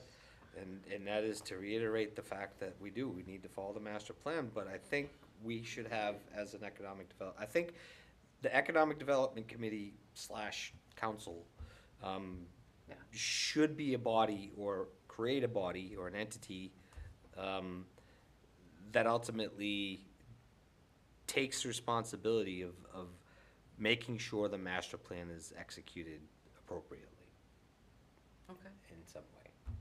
You know, because it's nice for us to all sit here tonight and say, this should happen. Yeah, well, we do it. But We have to without do it. without some executable, it doesn't really mean anything. It's like creating a law but no enforcement behind it. Right, You know, so it I doesn't mean guess, I anything. guess what I would like is for us to think about what is in the master plan or the housing production plan that we would like to start to work on, before the end of the term, because, I think we add We that, have to keep I talking think, about I think things. we add that into one of these goals. what's this? Right. What is it? To, What are you saying? To add in that Prioritize? that the Economic Development Committee Oh, look to look to find and prioritize sections of the master plan in order to. okay, so this Just- one yeah. there, that's what Jamie just Yeah. said. We could have more discussions here, at Right. the council level, both, one or the other, and kind of lay things out. Again, there's nothing zoning that can get done Right, because of the time crunch in the process, but, Right. you know, if there's other stuff that we can try to work on, we can. And we can at least, Yeah. and we can give you some feedback, I think, in terms of, you know, after the budget approval, you know, where we stand in terms of what staff capacity may be able to take some things on and others. Yeah, it's gonna be tough with so much coming up next year. Well, I mean, Yeah. but I know there are goals in the master plan that don't require the zoning process and that aren't right, huge lifts, and I think you had them categorized, in terms of like difficulty in some Yes. other ways, so I mean, Yes, I we think did. that might be a good discussion, you know. Kinda go after low-lying fruit. We got one of them done already with the aggregation, so just I know. in the neighborhood, Eric there was are, very excited you about know, there are that. some other things that have already moved forward, you know. Counselor Frangillo? Yeah, I mean, I came in prepared with my list Yeah. of priorities from. Good, the- shoot 'em, let's see, let's Um, hear. Okay, I mean, this is loosely in order of impact. One, I really think that Franklin should be prioritizing the return of a fixed bus route. That's not something that the EDC necessarily has to take on, but I think it should stay top of the agenda, and there's two goals related to that within the master plan. I think that we have an opportunity, if we're looking for opportunities outside of zoning, I think our primary zoning opportunity is still 40R. And the master plan says adopt a 40R smart growth zoning overlay district in our downtown. A lot of the additional downtown zoning reforms about, deeper examinations of setbacks and dimensional requirements and impervious coverages can come in that overlay district. The beauty of the 40R overlay district is not only is it an opportunity for us to talk about, hey, here's a way to be more aggressive in the density that we allow. In exchange, there's higher affordability requirements. And the big thing is the state then gives us money for any new development that happens in that overlay district and gives us grant opportunities on top of that. So it's a way for us to rezone an overlay district, so it's not the underlying zoning, but it would allow us to have a lot of the vision that's in the master plan in a way that's not mandatory, so it doesn't scare quite as many people, but rather as an extra opportunity, and again, just gets us more money. And it's been in the Franklin for All goal for a while now. So that's, to me, is the big zoning. If we're looking for non-zoning opportunities, I think a conversation around revisiting the Friendly 40B policy and the inclusionary zoning bylaw within that. One of the goals in the master plan is looking at both. Right now, our inclusionary zoning is just for 80% area median income, but the master plan has a goal about having inclusionary zoning for 60 and 100 and even 120% of area median income to have those different levels of affordability. So it's not just that 80%. And we can actually, a lot of people are frustrated by what 80% means. Okay, I'm trying not to overwhelm. My list is much longer. My other non-zoning one would be to revisit parking. And there's two main parking things in the master plan that I think can be done without a zoning and can be a conversation. The number one thing that I think would transform how we talk about our downtown and really how we move forward in downtown parking is a residential parking pass. I've been talking about this for a while. I think if we establish a residential parking pass, then we can start to welcome new forms of development that don't mandate on-site parking. The other things related to parking are the reduction of parking minimums in our downtown, as well as policies that revisit encouraging shared use parking in the downtown. So I think a parking combination would be one, a 40R would be another, and a 40B policy conversation would be another. Those would be one of those three. If we could tackle that before the end of the term, or at least make pretty significant headway, I'd be satisfied. You'll have friendly 40B real soon. I was gonna say, I think the friendly 40 is Next coming week, up. yeah. But it's not, it doesn't, well. we I'm can- assuming it's not gonna have inclusionary, like any deeper inclusionary zoning, and I'm assuming it's, I don't know, maybe I shouldn't make assumptions. Well, policy, the bylaw, I mean, you gotta kind of separate Yeah. the two. If you need to do inclusionary, you wouldn't put it in a policy, you would just do the bylaw. Yeah. Yeah. Okay. Well, I think the 40R zoning is really interesting, but I don't think we have time to do an overlay because, until the end. But we can work on it, I think, but I think the parking thing, to me too, I think was We more. can, I definitely need to hire Brian's replacement, probably Right. at least I at know. some point. And Yeah. don't forget Maxine's getting cut, so we're aware, struggling, yeah. we're struggling to even find out who's gonna do the 40B lotteries of the existing units. Yeah. There's no staff capacity to do that. Right. So we gotta figure out how we're doing some of those things. At least I'm just relaying that's top of mind obviously right now. So once those things kinda get settled, we can try to figure out, where the overlay district comes in. We can talk to Amy, Mark, I mean, we've had drafts in the past, so. Yeah. Yep. I'll try to kick up some of that dust on that and see where those drafts You are. can look at them at least And and look have at a them again. discussion. Totally. Okay. The other one, for what it's worth, that I had put at the top was establishing a business improvement district in our downtown, and maybe that ends up just being the easiest for us to deliberate and talk about. Those, when you look to the downtowns that have had the most success, almost all of them had business improvement districts, and that is defining this official body, asking downtown property owners to chip in a little, creating a fund that has state matching funds toward the improvement of the downtown and advertisement of the downtown and all of that. I talked, the biggest concern there would be, stepping on the toes of the Franklin Downtown Partnership. At last check, they were open to the idea of a business improvement district and finding some synergies there, so. Okay, thank you. Patrick, anything to add? That's a great list. Great list. Max? Hello, do I need to say my address? No, Okay. it's okay. Okay, so. Casual tonight. Casual tonight. So I just want to say I can concur with Kobe talking about the residential parking pass. I think that should be not too hard of a lift. It is. It is hard lift? Yes. Okay, we'll have another one. It's Very an hard lift. expensive lift. Expensive lift, okay. Well, I had one other idea that was in the master plan, and that's, could we call Peter Pan and ask if they could have a bus from Worcester to Forge Park, or from Logan Express or Providence? Because, I always go on the Facebook and I see people saying, oh, I need a shuttle to Logan. And there's not really a lot, there's the train, but then you gotta go to the Silver Line.